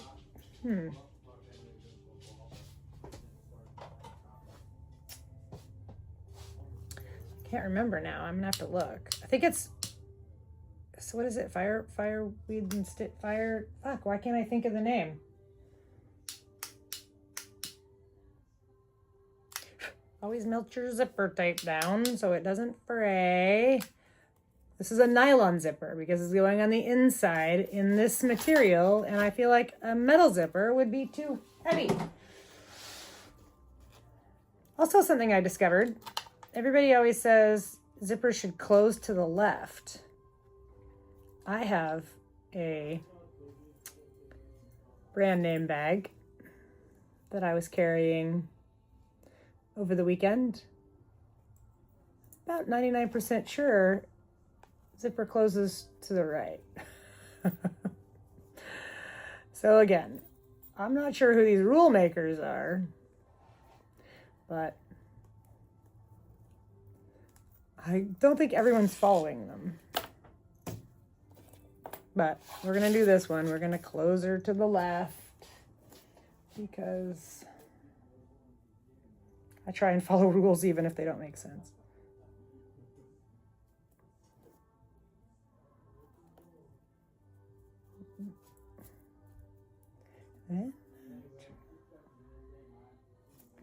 All right, we're gonna, normally I don't do my inside pocket like this. I do two pieces and I put one on the top and one on the bottom, and so I can sew the whole inside. At one time, so I don't have to top stitch part of it, you know, but anyway, this is how they do it, so this is how I'm gonna do it on this one. But if I make another one of these bags, which I probably will, because I really want to add fringe to it. I also want to make, Lynn's has just like a, tote bag kind of a sitch. That she had a hack that she put out to make it into a drawstring bag at the top. And she shrunk it down to 85%, and she added fringe to hers that she used, for her own self. And I love it. Okay. See, if I did it the way I normally do it, I don't have to think. I just can do it. So I think this goes... What the hell? Okay, so now we're going to put... I cut this all weird, but it doesn't matter. It's going to be in the seam allowance. I go like... I think I go this way from the bottom up. Yes. Yes, I do. We're going to do that. We're going to go like this. Brick. I don't know why that keeps happening. Okay, so I'm gonna center this guy here on, I think, do I just put it right on the zipper? I don't know. No, I'm just gonna put it right on this stitch line. That way I know. And then I'm gonna flip it over and we're just gonna top stitch the bottom. We're gonna start about here. Like that. And I'm gonna backstitch because the thread matches this thing like perfectly, so can't really see it.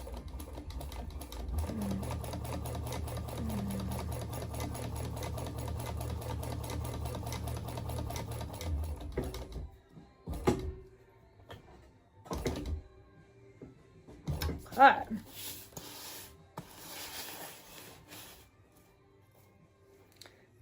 Snippy dip this off.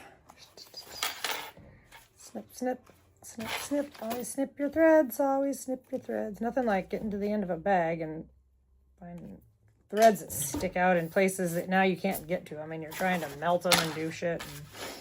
Alright, more double-sided tape. I'm a double-sided tape fan.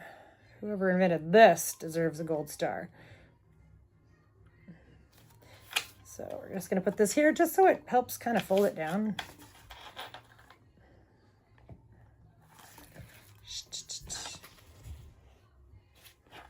Thought I heard somebody. My poor little contractor guy. He left for a little bit.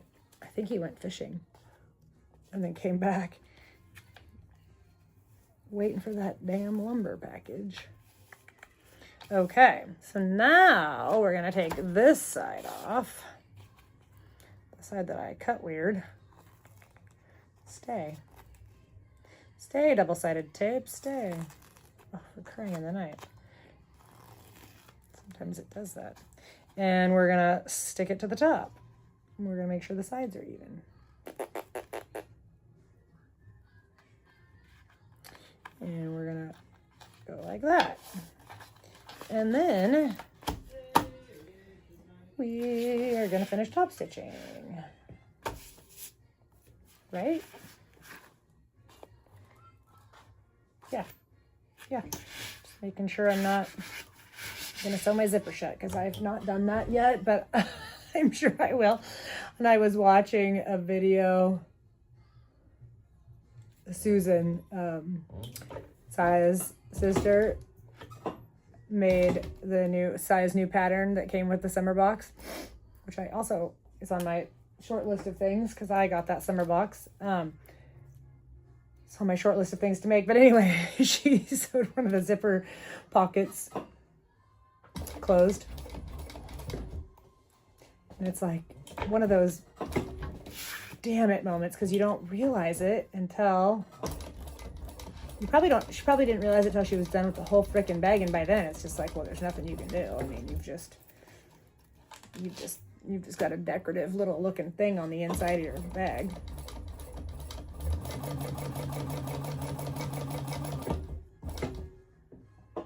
And so, just trying to make sure I don't go crazy here.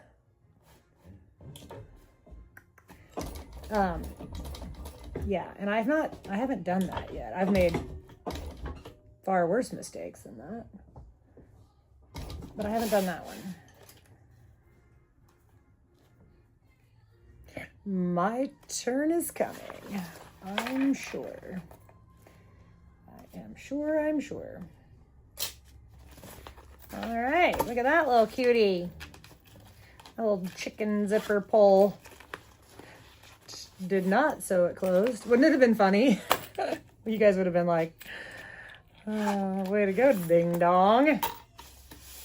Okay, now we're gonna sew the sides up because we got a drop-in lining here and we don't need to have anything open.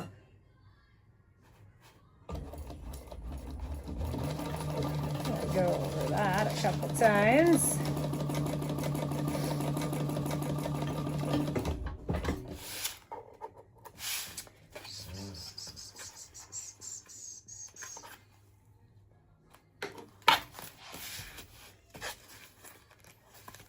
I have so many things I want to make and so many ideas that it kind of sometimes makes me like frozen where I don't know what to do. And I'm coming up on the end of this, right? And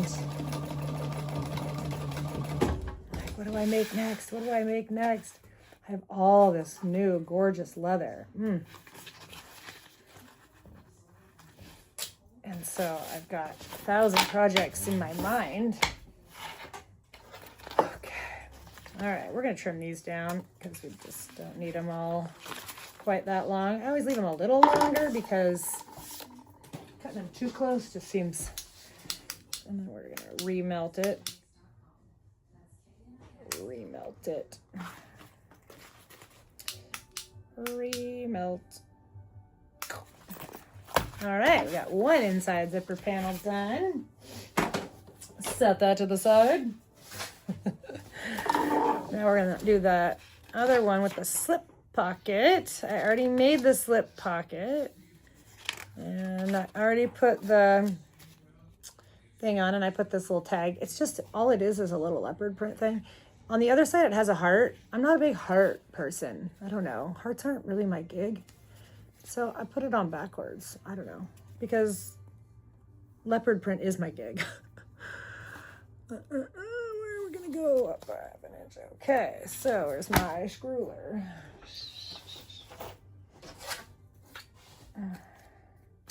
And we're going to measure up. Measure up from the... And centered. I already did this once. I got some double-sided tape on the bottom there. Okay. Sew this sucker down.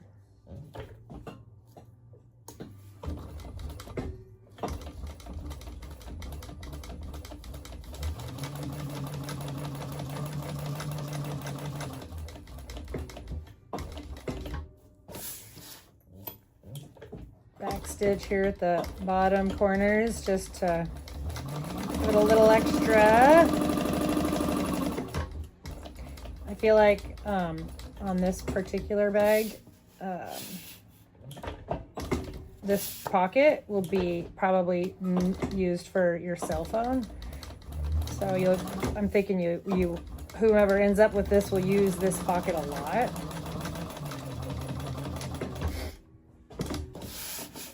So just adding a back stitch at the bottom just can't hurt anything, right? Giant scissors for trimming baby threads. And then got some danglers here, so we're gonna melt those. I need to add butane to this, I think. Come on, you sucker. All right. let's grab it. Let's just do it because Bentley, you just need to stay right there. Where the hell is the butane? Wanna rock and roll. I seem to have misplaced.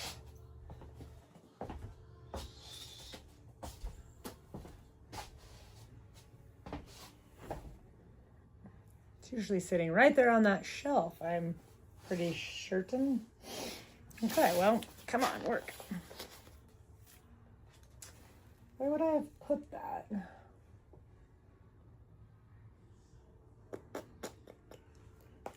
I don't know.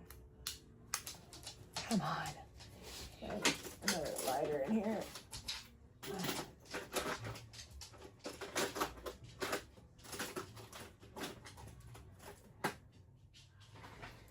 Oh, here's it. Let's see. Oh, this one work? Oh, yeah.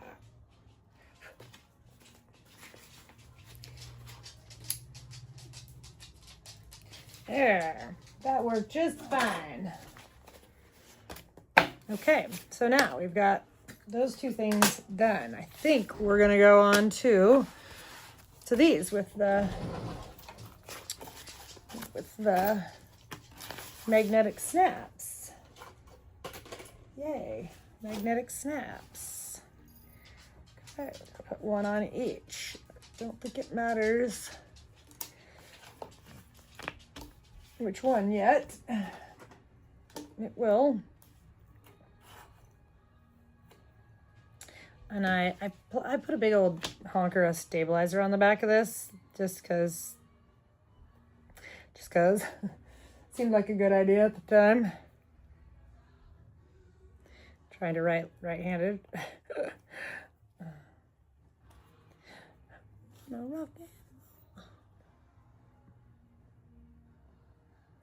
Wish I could, I don't know if you can hear my music or not, but I don't think you're supposed to be able to. I don't know. I'm sure there's some rules that I'm supposed to know. I just have a tendency to beg for forgiveness. I feel like the worst thing that could happen is they would just take my video down, right? If they heard stuff in the background and it was like a copyright infringement situation, that I'd just get a warning and then I'd be like, okay, now I know. Not trying to break any rules. I just don't necessarily know what they are. I mean, I know that, oh, for God's sakes. Go through there. Crying out loud.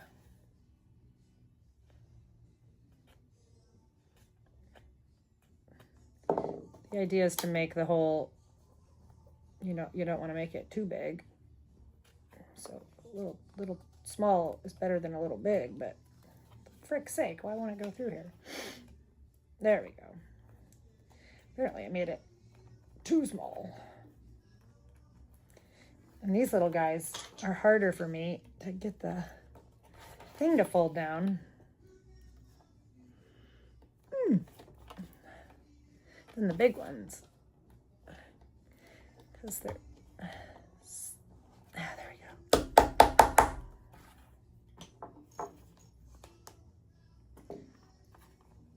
No, really?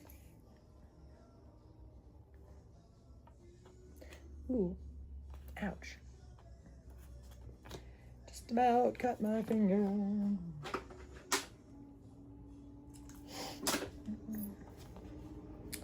Okay. Got these little guys on.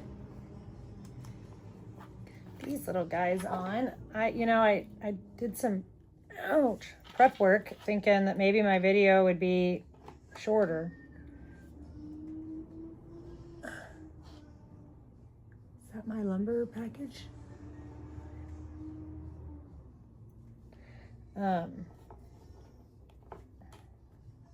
I don't know. I think I just talked too much.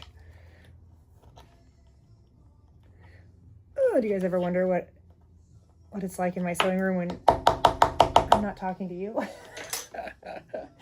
Why you guys like, I wonder if she sits there and talks to herself like this.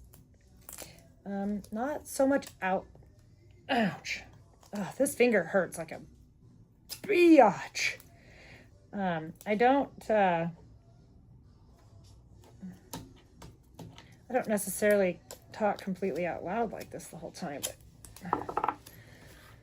it's definitely the narrative that's going on in my head at all times. Okay, we're going to mark centers on this because I should have done it before. I think I did this on the last one too,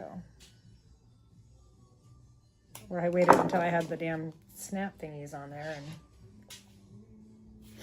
then they were in the way. Mark your centers when you start a project, not halfway through.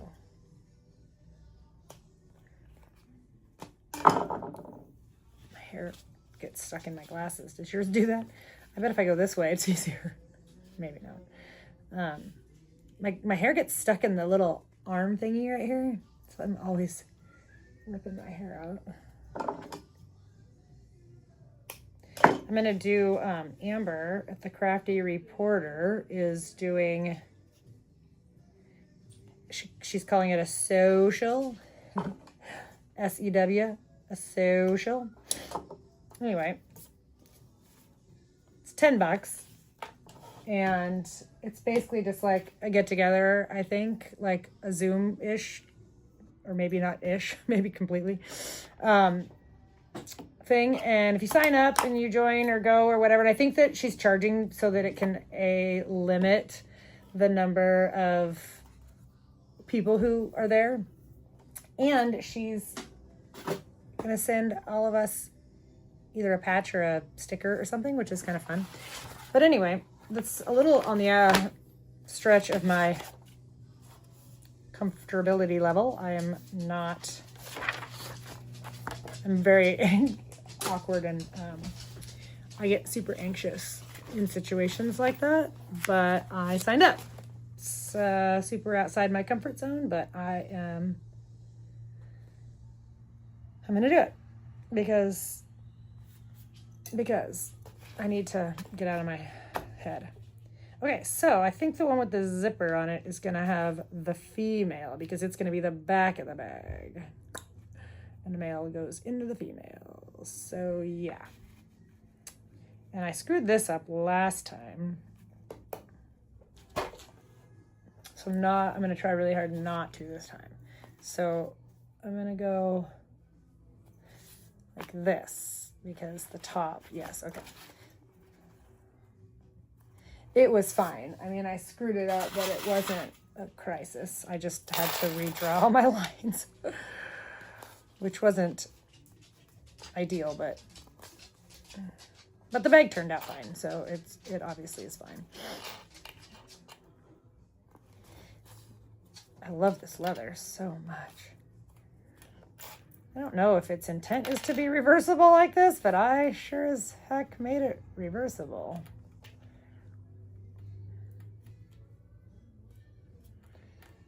So there's that one. And then this one's going to go here. Again, we're going to put the bottom. Hey, what do you do? Oh, you can have that. You can have that. No, you can have it. It's okay. Do you want me to give it to you?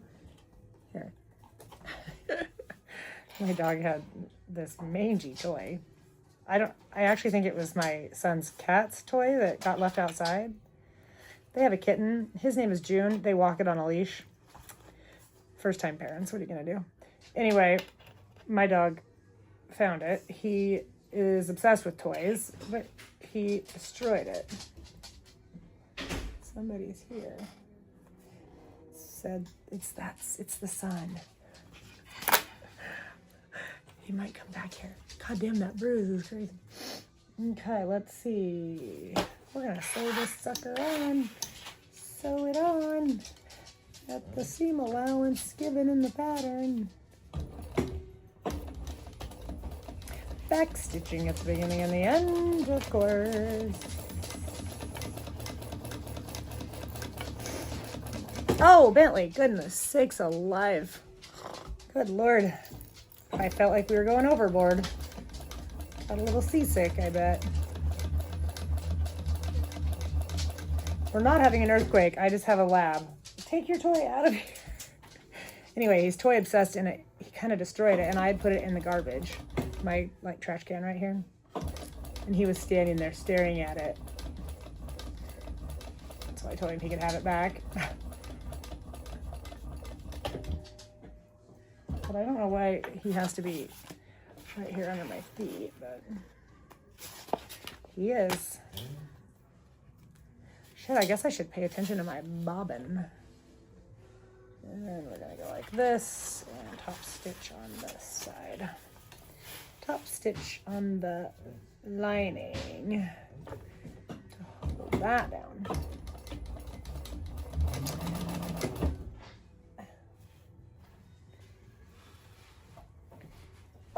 What are you doing? Get my panini press. Oh, stealing the panini press. My panini. Your panini press. I thought it was Andrew's. Andy has his own. Nora's grandma bought this for me. Though. Oh. And then parchment paper. Okie dokie pokey. Yeah. Well, I'm sewing and I'm actually filming a YouTube video, so. Right now. Yeah. Find it. Well, your voice is. I can't see your face. Yeah. Shit. Love you. He's my youngest. I have 4. 3 boys, 1 girl. Boy, girl, boy, boy. And he is getting ready to turn 22, and he is he's like a baby giraffe. He's like 6'4" or some crazy, but he weighs like 150. God damn it, Bentley! A fucking dog. But he weighs like 100. He's just this tall, skinny kid. Sweetest thing on the planet, but he's super awkward. I did love him. He's married too. He's young. He's my baby. He's my baby that got married. Him and his girl have been together for like 6 years. And they just kind of knew they wanted to be married, and so they just got married. They didn't have a big wedding. They didn't do anything. It was just her parents and Dave and I, and their high school principal married them. Is that the cutest thing? He's a family friend. He's a family friend because he was the high school principal, and my oldest son gave me a run for my money when he was in school. And so Mr. Woods and I became pretty good friends. And then I ended up working with his wife. His wife is a dental hygienist. So she worked at the practice that I worked at. She still works there. And Mr. Woods is now the superintendent. But anyway, he married them. He got ordained so that he could marry his son. I just went to his wedding like last weekend, or the weekend before maybe. Anyway.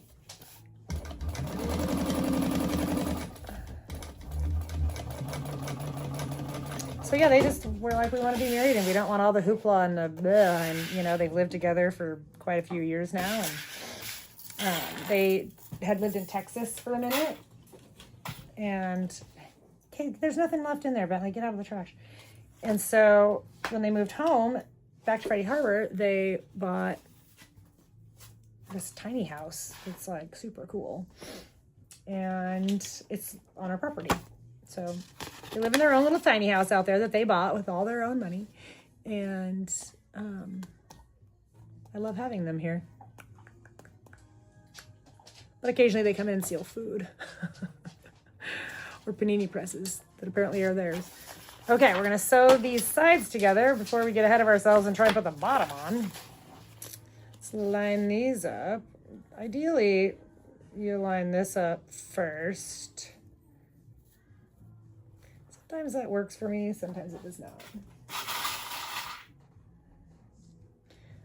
What the hell the lumberyard's holdup is. It's like freaking damn near noon.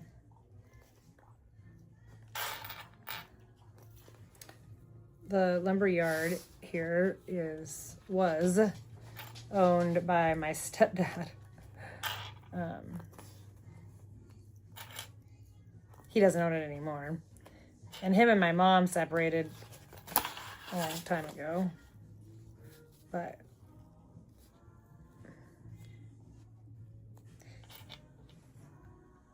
they still treat me good at the lumberyard, which is nice. Sometimes I get discounts. Nothing big, but sometimes. Not as much as I would like. Okay, let's see. I know that this seam allowance changes. Oh, it does not, but I feel like last time I did this, I had to take it all apart because I needed it to be smaller. I might just take a bigger seam allowance here.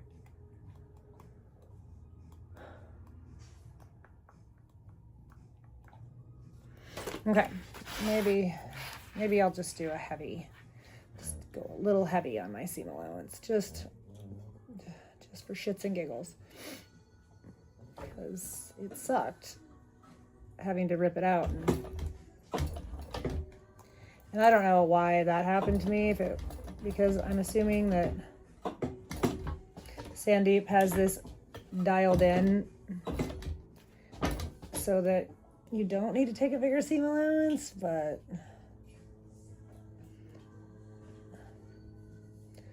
sometimes I'm just not the most accurate cutter, I think.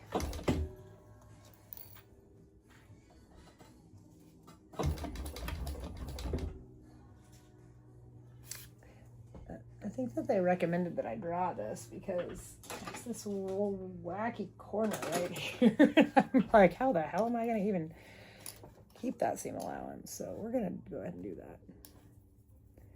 We're just going to go ahead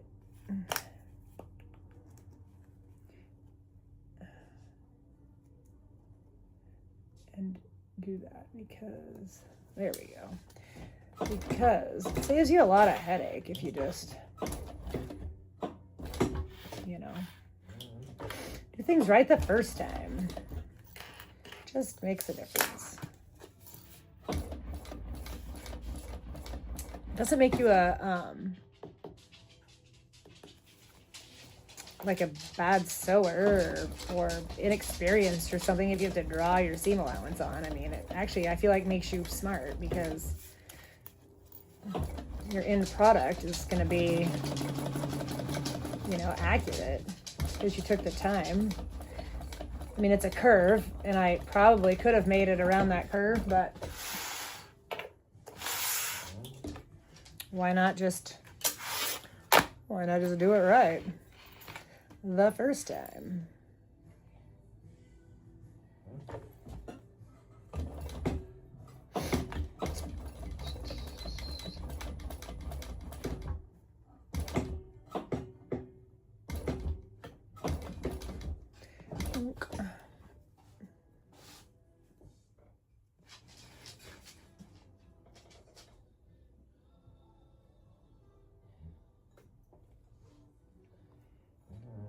Gotta skip over that part right there because we're gonna pop a rivet in between in the little hole there. All right, let's draw on this one too because why not?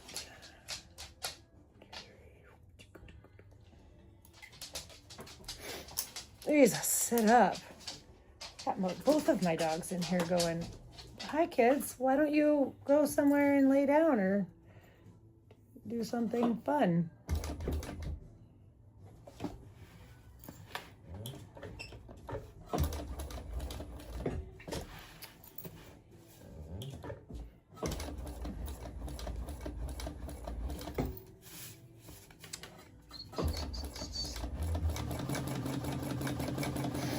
I find myself just, oh, my back. Oh. I got these weird pants on that are doing weird stuff here. I just start getting closer and closer. Part of it's because I can't see and my glasses fall down, and then I'm looking through the wrong part of my glasses because they're, you know, progressives or whatever, you know, the trifocals. So if you start looking through the wrong part of your glasses, you can't see anything.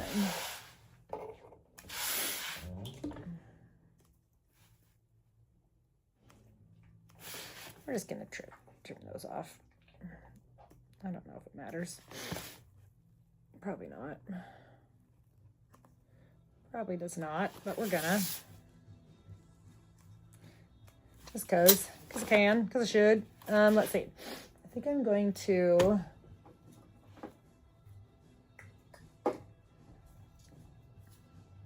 Oh, I'm supposed to trim something here. I'm supposed to do something. I am. Okay, so we're gonna go like that. And then we're gonna go like that.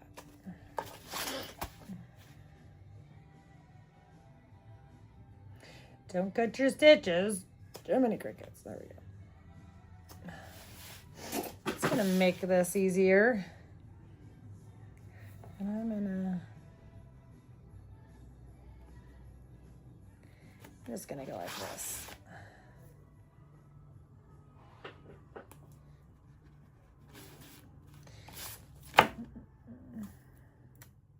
Can't iron this seam open because it's this leather and it's not gonna happen. So this is just gonna help. Is it necessary? Probably not. Will not hurt though. All right, we're putting the bottom in, folks. Put the bottom in, the right sides together. And then, last time I switched over to my cylinder arm, I didn't video it because, I don't know, because I was over it. And then when I filmed the little, look at what I made, I put the wrong one. I made one for, social media, and then I made one for YouTube, and I put the wrong one on YouTube, so whatever. Was I supposed to cut this down? I don't know. I'm not gonna. I feel like it's fine. I feel like it's thin enough, and I feel like it's fine. Guess we'll find out if it's not. It is, I'm kidding. I mean, I think it is. I'm like a... What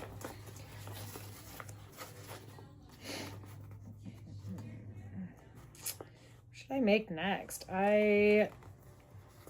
Oh, you know what I think? I think I'm gonna make. Well, see, the thing is that I gotta print the pattern and then I gotta cut the paper pieces out. I mean, I guess I could do that because I'll finish this today.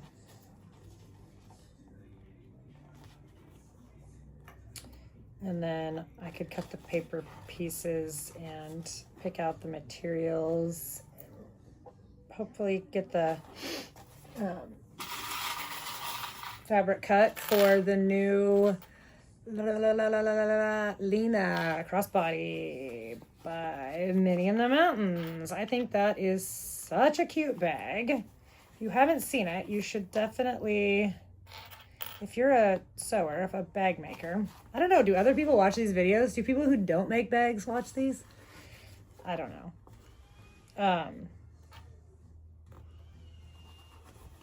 But if you do make bags, or you sew at all, and you would like to make a bag, that is the cutest pattern. Oh, I wonder...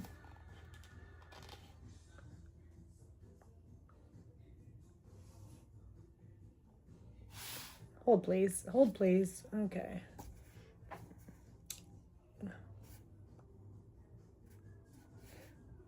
Okay, I did the right seam allowance. For a second, I thought I didn't. Okay, but I think that I make a bigger seam allowance. Oh, no, I don't. Same seam allowance in the bottom. Okay. Just double checking before I go crazy here. Anyway, check out that pattern because it's so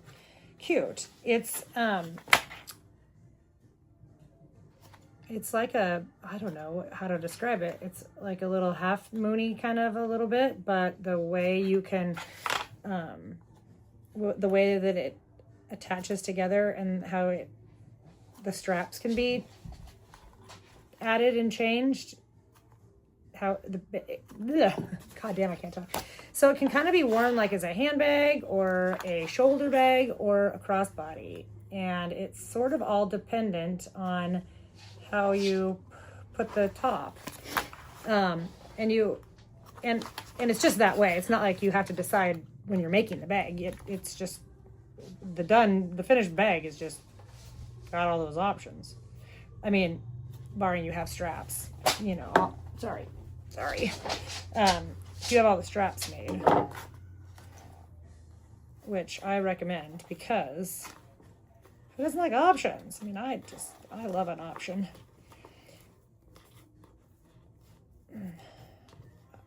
I did hear somewhere, I don't know where, somebody said, whoever they are, that crossbodies were like side parts. Apparently they're for older people.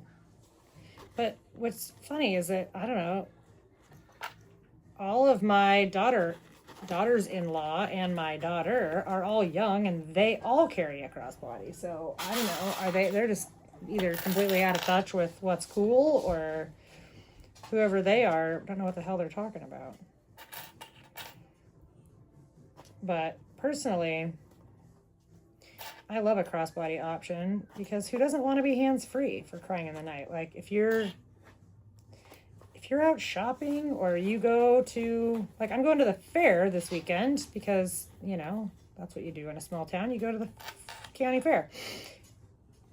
I'm going to want to carry some shit around, you know, chapstick, money, ID in case I want to go to the beer garden. This is going to have a big wrinkle right here if I'm not careful. But I want to be able to have my hands free. I want to be petting farm animals and buying arts and crafts from local people. And I don't want to be holding my purse up over my, I don't know. I have shoulders that, depending on the purse, like sometimes they don't stay on my shoulder. I have one that I've been carrying right now that does. It stays fine, but sometimes they just don't. So, I don't know. I think whoever they are that says crossbodies are out is a dingbat. Doesn't carry anything around with them. It's probably some dude who's never carried a purse in his life. Well, he's an idiot.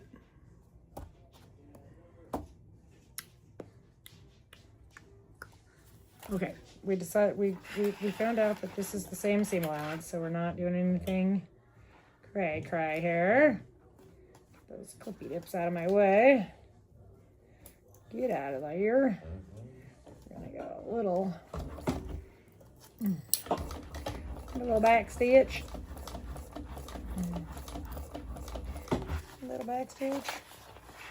I don't know if I know I've mentioned it, but we live across the street from our San Juan County Fairgrounds, which 361 days of the year doesn't mean anything. I mean, occasionally on a weekend they'll rent the building out and have like a quinceañera, or they'll have like skate night or something over there, but it's always done, you know, pretty early. But during the fair, it's kind of crazy, because it's the county fair, so all the other islands are part of our county. So, come on. So lots of people come here from other islands for the fair, and I'm riding a struggle bus here, and you know, plus tourism and all the jazz, and all the carnival people that bring the rides and the food and all that jazz. And so the traffic around my house is intense, and it's loud. So the first year we lived here, we were like, ooh, this is, I don't know, not awesome.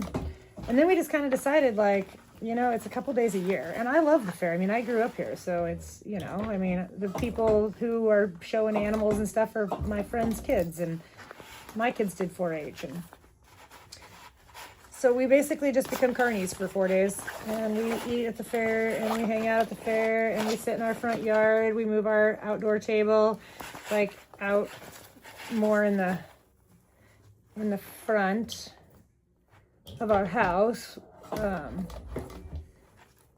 and people just stop by. You get a lot of friends because all of a sudden it's like, can I park at your house? Because you can park at my house for free. When across the street over here it costs money.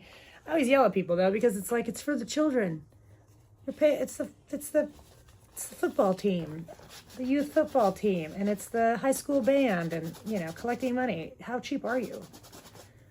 Pay the $5. Anyway, it drives me crazy. And the music plays till late. So we basically have like a band concert going on in our front yard starting on Thursday. I normally sell my purses in the front yard. I may have talked about this in the first hour, but it was 4 days ago for me, so I have no idea if I did or not at this point.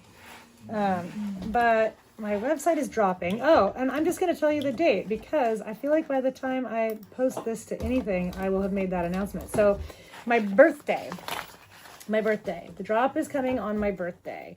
My birthday is August 24th. So the drop is happening on my birthday. If you have signed up for early access, which I recommend, you're going to get emailed a code, and you will have early access from 10 until 12 a.m. Pacific Standard Time. I live in Washington, so I think that's Pacific. Oh, my husband's calling.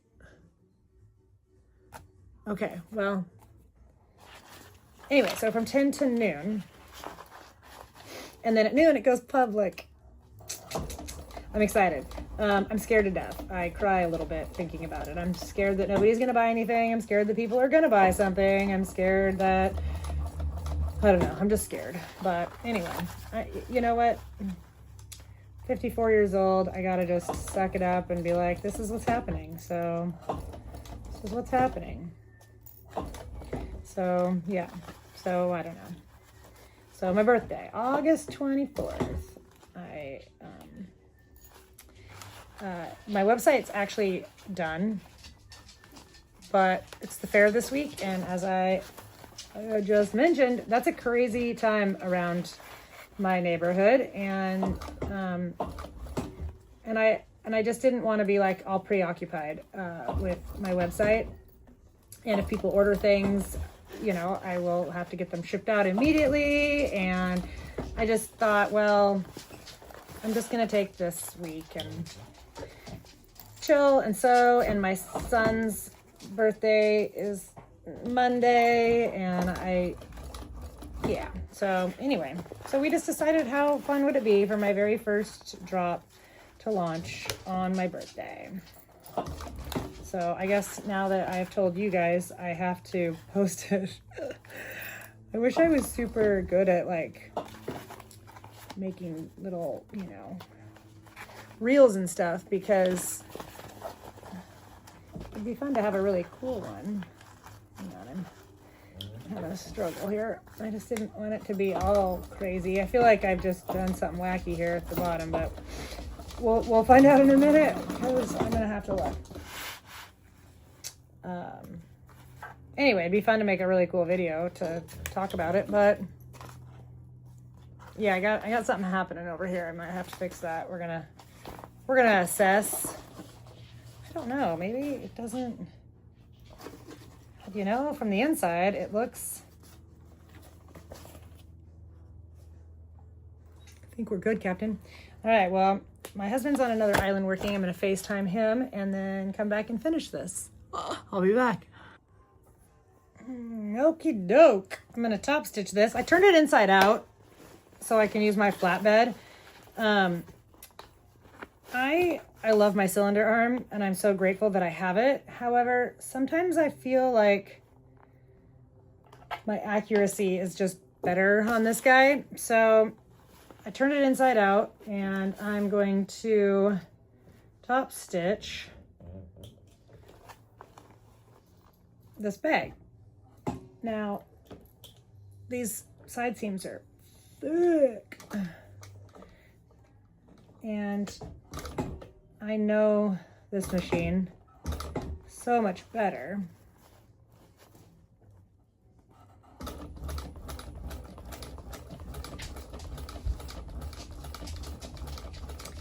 And I just feel like I'm gonna get a better result. So you just go with your gut, you know, like sometimes it depends on the bag. Sometimes there's just not a chance in hell that I could top stitch on this guy because of the shape of the bag. I've ruined more bags with bad top stitching. And right now I'm thinking yes, see, this is good. I'm doing good. So far, I'm happy.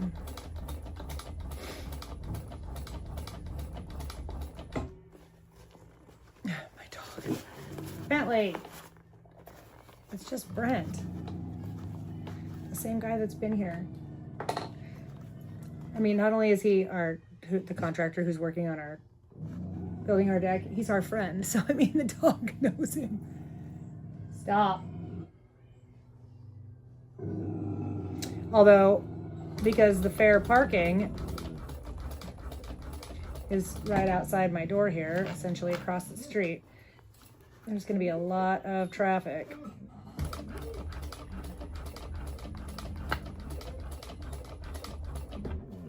And my dog is going to hump jump. Hump jumper. Gotta have a hump jumper.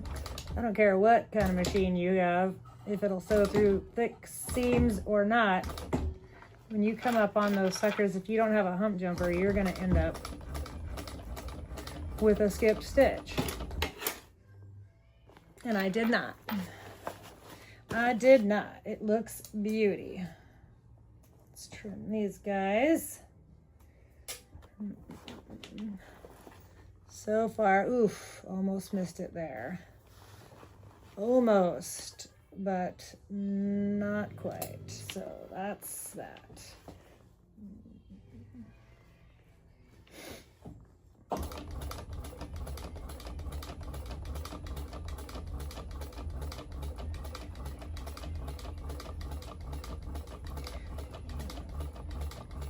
Just don't want to miss your layers. I'm doing good. I'm doing good. I almost did right here, but I didn't. So I guess that's really all that counts, is that I didn't. It doesn't look perfect, but it's also the inside of the bag. And I don't know how much inspecting we're doing of the insides of our purses, but hopefully not a lot. To be honest, because if I'm gonna make a mistake, it's gonna be right now. Jump!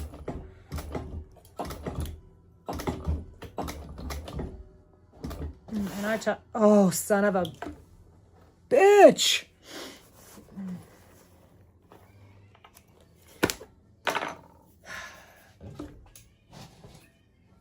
I ran out of bobbin with 25 stitches left. I should have checked before I started, but I didn't. So let's rectify this situation. Let's get a new, goodness sakes alive. Let's get a new bobbin in here. First of all, it's not a new bobbin. Like I remember I told you I had 3 partials. Well, that's on me for not paying attention, I guess. So let's get this bobbin in here.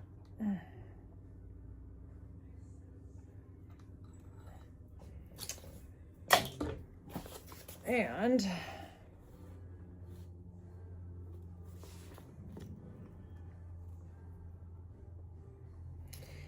I don't know how you guys fix this, but I'm gonna pull out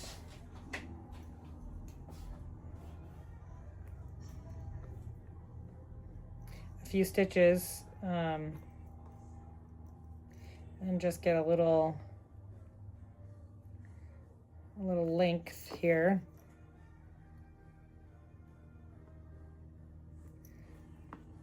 That I can use to tie a knot.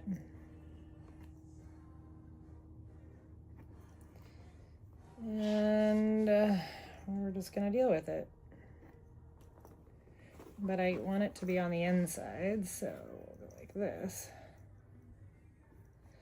And okay, so where are my stats?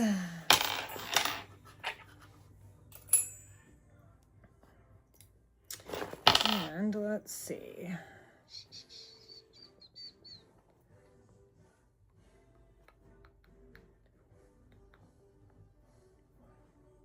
Oh, this is actually long enough. I don't even need that.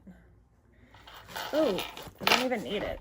So I like to do a surgeon's knot the first. So that's putting it through the loop twice. That way when you pull it tight, it stays. You know how sometimes when you do that, it like makes a little, like it loops up. If you do a surgeon's knot, it doesn't. And then I just do 2 more knots. Get in there, for crying out loud. Pull it tight. Trim it. We'll melt it when we're done. And now, because it's leather and we're gonna pray here. We're gonna start in the same hole we ended in. Actually, I'm gonna go one back just to get that right in there. And back stitch, and then let's just hope we hit these holes, because we're just going right in the same holes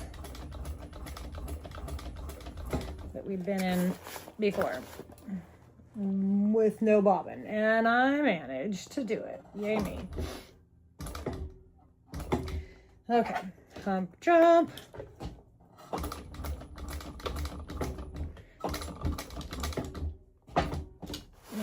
And back stitching right here underneath this is no big, because these guys are gonna cover that up, right? Okay, so this is the outside. My back stitch, so we're just gonna trim these, and we're just gonna let bygones be bygones, and it is what it is. So we're gonna go like this and melt that. Melt these, even though they're gonna be kind of pretty well hidden, but it's always good to clean up after yourself. Okay, now we're gonna whiz the sucker back out the right direction. The great thing about leather like this is that this isn't making it all wrinkly. It's actually just kind of making it cooler, because the more you use leather like this, the better it is, right? So sometimes when you're using faux leather or like a bonded nylon or cotton or anything, it just wrinkles the hell out of it when you flip it like this. In which case I would have not done this. I would have taken it to my cylinder arm.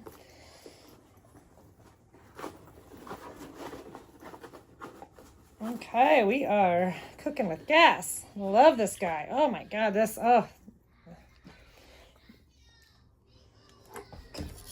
I really like this purse. Okay, now is when it gets scary, because I gotta punch all these holes. So I'm gonna punch holes in this. Bentley! God forbid a child walk by. My dog loves kids. That sounded weird, like my dog's out attacking children. He is not. He loves kids, but when they walk by the house, he gets very excited. Okay, so we're gonna get this little guy out. These, yes. I didn't have a die this size when I made the last one. And so I had to hand punch, like with a hammer. Can I just tell you what a pain in the arse that is? Okay, just get any weird oil off my hands here so I don't make a mess. That die, you know, has stuff on it. So anywho, now we can just go from the outside and then pray that you can get through the hole. Stand up. Oh, did I do it?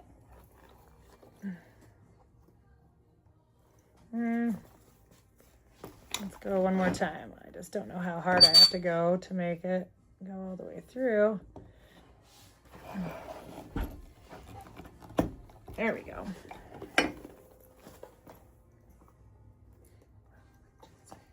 There we go. All right, one down. One down.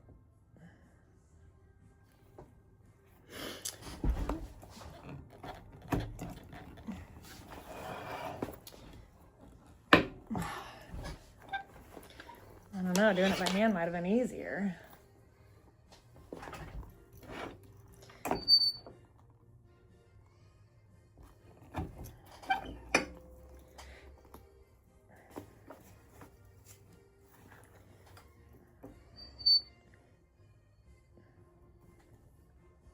Just make sure you're lined up right. I guess the key is when you think you've made it through, go one more.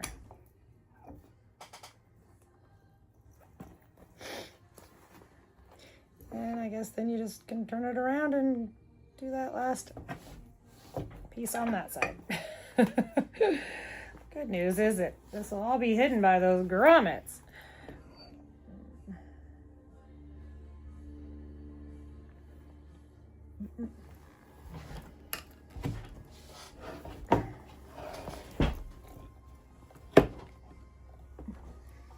This is how I got this bruise. So I was doing this, and on the big one, this handle is longer.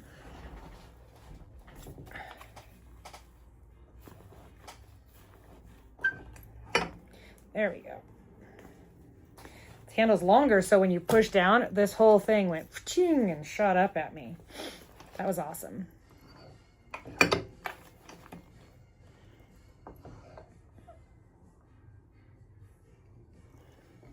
Got her lined up.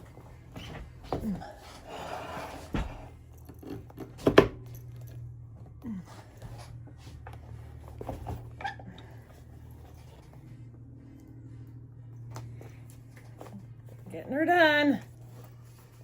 Getting it done. Punching holes.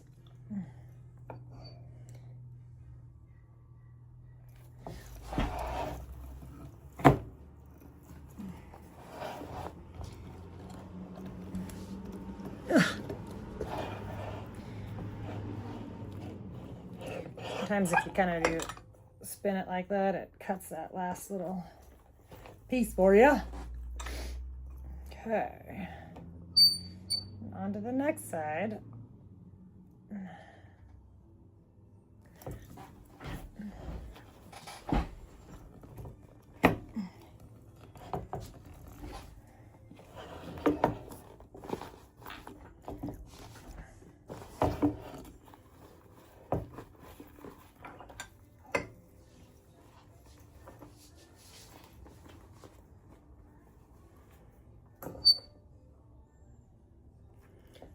I guess it's just as easy to turn it over and pop that last little spot out if you have to.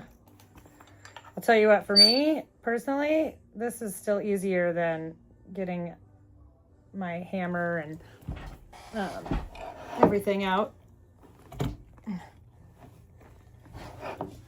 in trying to pound these out. This leather's a little thicker too than the last leather that I used.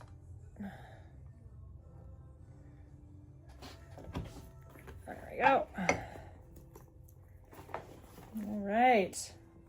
4 more to go, and then we're gonna try and put these rivets in. And this is not something I'm a fan of, but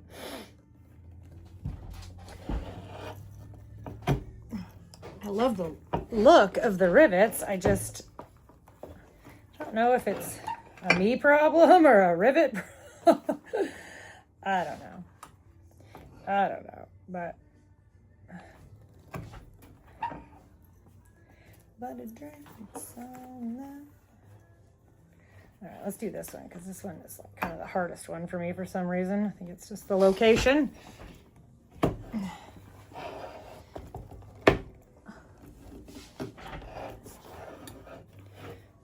This is making me hot. That perfection. All right, 2 more.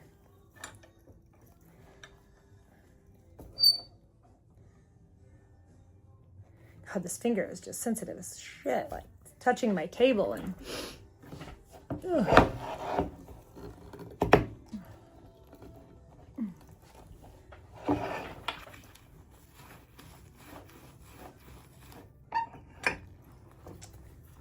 I will attempt to fast forward through this on my video. Or maybe not, I don't know.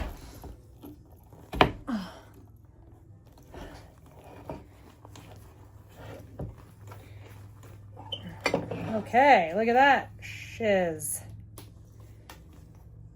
Okay, so let's get rid of this one. Yay. And then we'll put this over here. And then I think that we're supposed to put the rivets in before we do the side and all that jazz. Okay, I got rivets. I got my Mondo rivet press here. Oh, this is the guy. This is the danger guy. And I got some rivets that I put in this little container. Okay, now if I remember right, go that way. These are better rivets than the last ones I used too. The quality I can tell is better. Like far better, which is nice.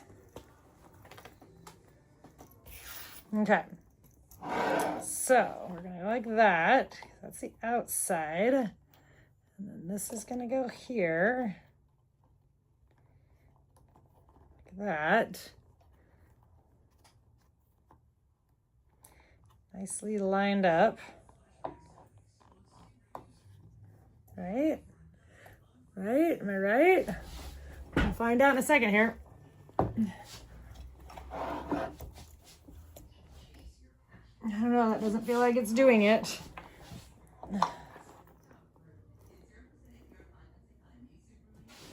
It did it and it looks pretty. Okay. Okay, yay. That makes me happy. Oh yeah, these are way better rivets than those cheap ass things I had last time.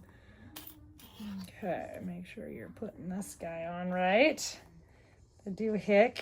And then I guess I didn't have to like as aggressive as I thought, but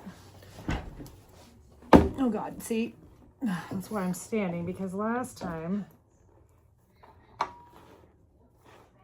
oh shit, Jess, last time I did this, oops, put that guy down first and then this guy down. The last time I did this, I about died.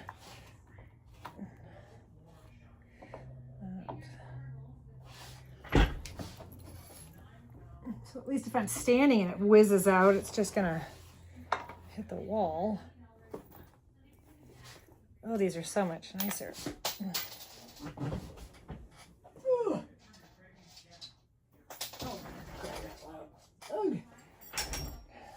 Too many crickets. Okay, I need some more of these out. We need more. don't know if I should, when I'm doing this, if I should video all of this, I should turn it off, if any of you care, if you, I don't know, still interested in me talking. I don't know. Let's just make sure that's down like that. So we're getting the material in there. She's all even. Press. Oh.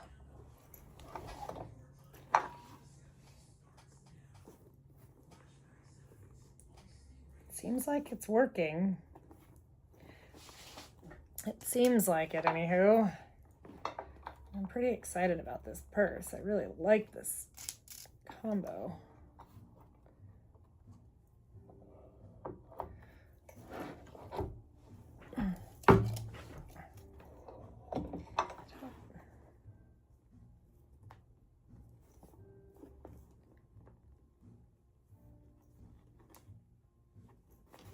I guess it's doing it. I don't know. I guess they'd pop off if it wasn't, right? Because last time I did this, I could feel it, like it was sharp if it didn't work, right? And I could just pick it off.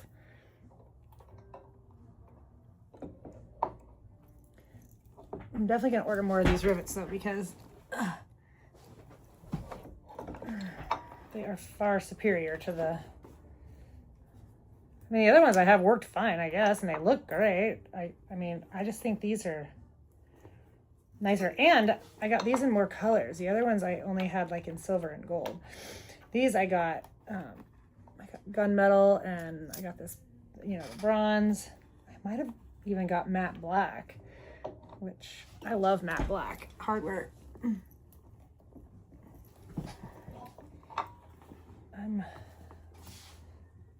That's my vibe, the matte black.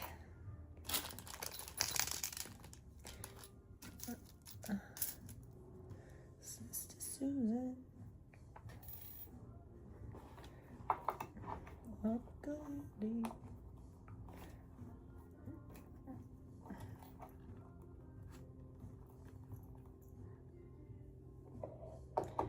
Open the door.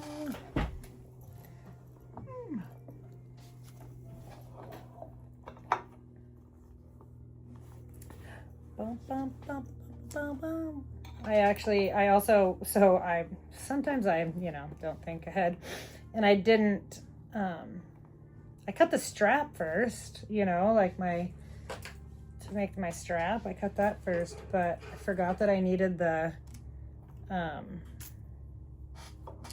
lacy, the string or whatever to cinch this sucker down. And so by the time I had cut the whole pattern out, I was like, well, shoot. I don't have a long enough length. So I had to improvise. I think it worked. I think it'll work. Good. We'll find out here shortly. Because we're almost done with this whole bag, you guys.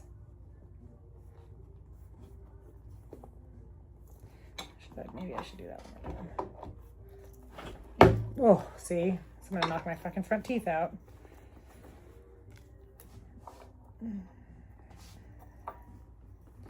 Which would suck. When my front teeth is already half fake from a bike crash I had in the 6th grade.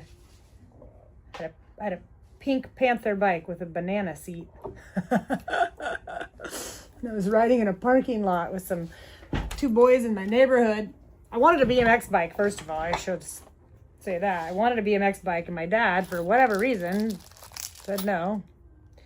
Took me to the Sears catalog store. We had a catalog store here on the island. We don't have, there's no chains of any kind. There's no shopping mall or centers, and back then there wasn't anywhere to buy anything like that at all. We have bike shops now, but anyway, he took me there and told me I could pick out any bike out of the catalog, and I picked out this boy's BMX bike, and then he said no, I had to pick out a girl's bike. The frick. My dad wasn't really like that, so I don't know what that was about. But anyway, the only girl's bike I liked apparently was the Pink Panther bike. with the banana seat, and I was riding through a parking lot, and it had the, the drain thingy majiggies. And God, I hope my rivets will go through this. And my front tire hit that, and my bike went, my handlebars went, and I went bam and hit my face.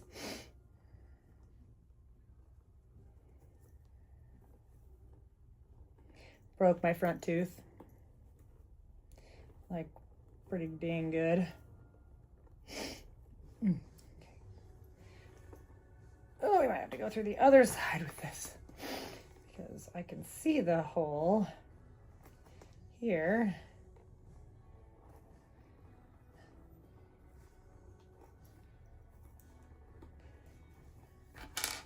All right, get those out of the way because no one wants to spill all of those. Oh, there we go. Okay, we got through that. Oh, shit. These are never going to work. I need bigger rivets, I think. Do I have longer rivets than these? Jesus. I think these might be the... If I don't, I'm going to be mad. I guess I can hammer it. Try and make it...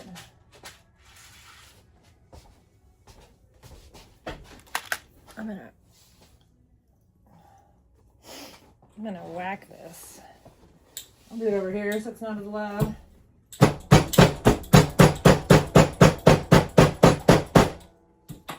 Try and flatten that out a tiny bit. Let's see if these are bigger.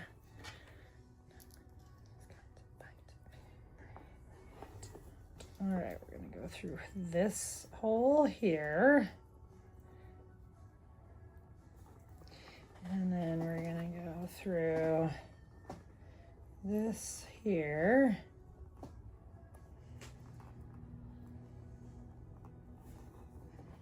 Maybe.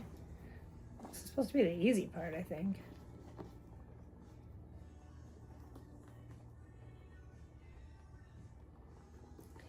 That hole.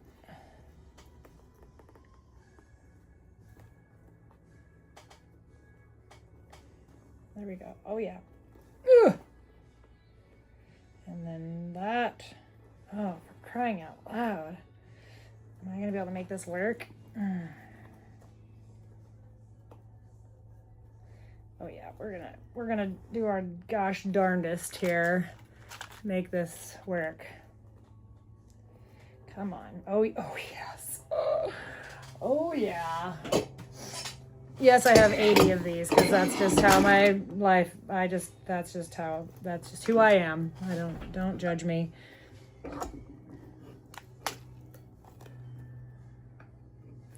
Don't judge me.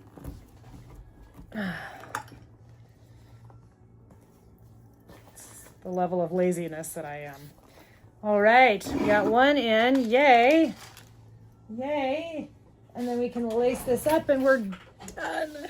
Well, we're going to put the ends on the little laces, but we're going to go through here, and we'll put this on, and we'll put this in here.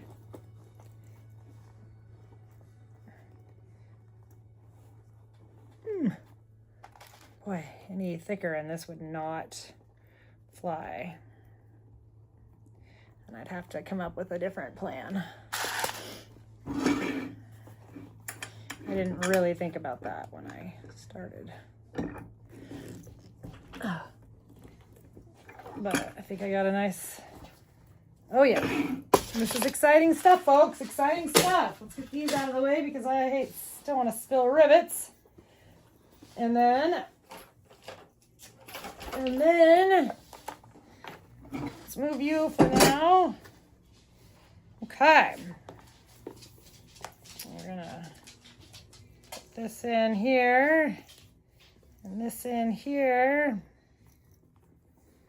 And we're gonna center this guy because see, I had to sew it. Hello, Doug. I had to center it. Here and here. that guy centered. And that. And that. And that. Yep. Doug. The dog wants outside, but he's old. He never used to wander off, ever. Like, the dog wouldn't leave the front yard, and now he just like, stop. You can go out in just a minute. I'm almost done. Oh yeah, that's gonna be so cute, you guys. Let's pull it.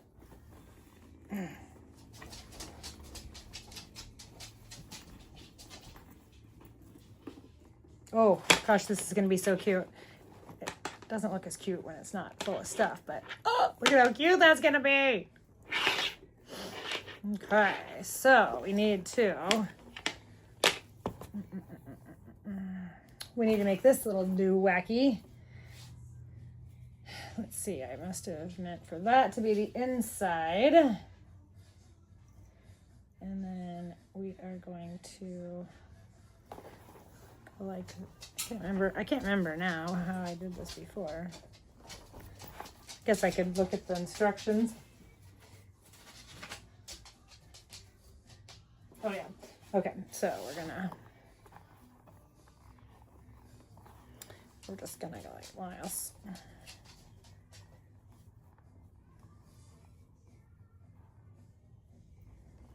So we're gonna go one here and one here. So we're just basically winging it here because we're gonna put a rivet in the middle.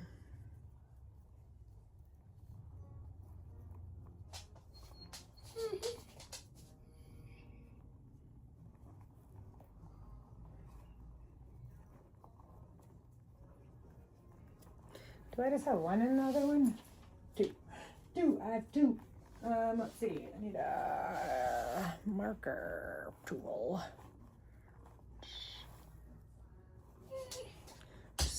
You guys can go out in just a second.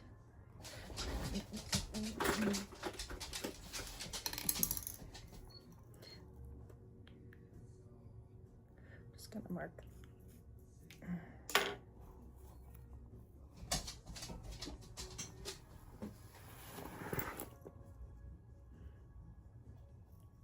Oh, my Rosa child. Okay, move, please. I need my ruler, and you're in the way. You're in my way.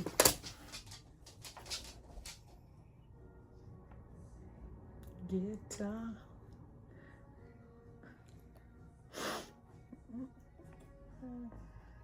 So that's the middle.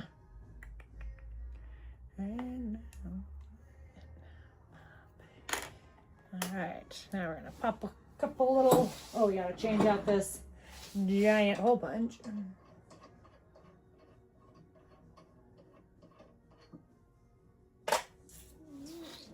Giant hole punch.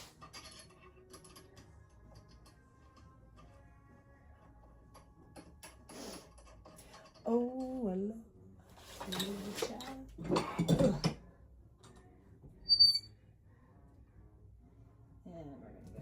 All layers. Nope. And then over here, we're going to go through all layers. And then we're going to rub that off. Probably going to need something to wipe that off with.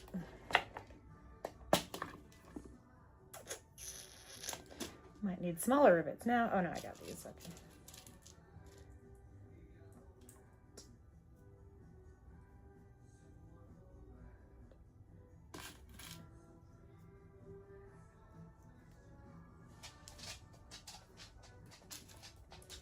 Ba, ba, ba, ba, ba, ba, ba,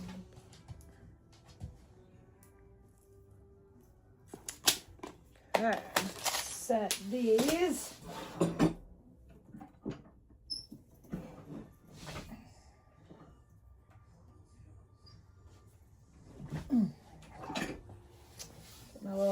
stats out because got a thread.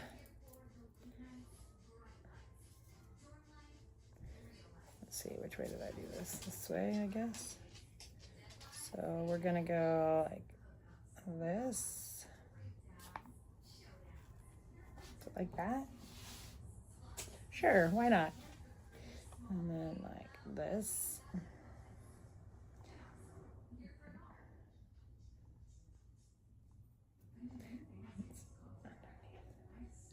Under that, like this.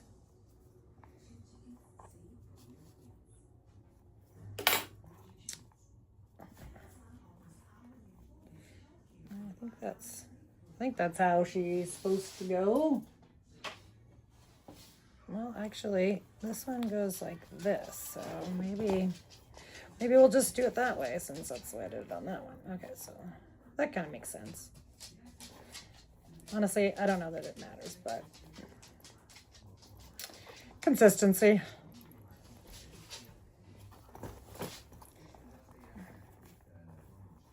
This isn't going anywhere, that's for dang sure. Okay. And then, last but not least, we are going to put some, let's just throw all that stuff in the corner. Let's get one of these little magnet dishes out so I don't lose everything. It's the screws. Get some screws out of here. Maybe. There's one. Oh shit, oh shit, oh shit. Caught both of those in my lap. Why are you not in different?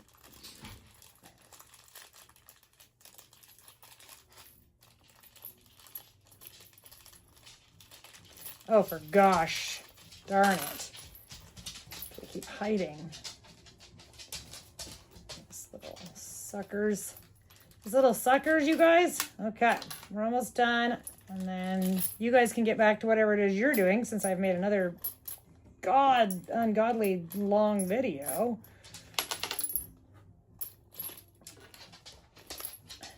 I'd be amazed if people watch this to the end, but I mean, it is what it is. Honestly, for me, these videos are kind of more about just putting myself out there, getting used to doing it a little bit. And then maybe one day, I mean, because if I'm not gonna like invest in, I wonder if I should glue that. I'm just gonna screw it for now. I might glue it later. Oh shit, I'm not gonna invest in a bunch of video editing shit if I'm not gonna edit videos. I don't know. Do you guys think I should do that? Was my first video entertaining, but the second one was just like, oh my god, you're not funny at all. You're quite painful to watch. I don't know. I'm just gonna keep making them, I guess, at this point, because it's my YouTube channel, I guess. I'm not trying to like become a YouTube person, star, whatever they're called. I don't even know. All right, let's throw this strap on. Ugh, come on. And by throw, I mean struggle a lot.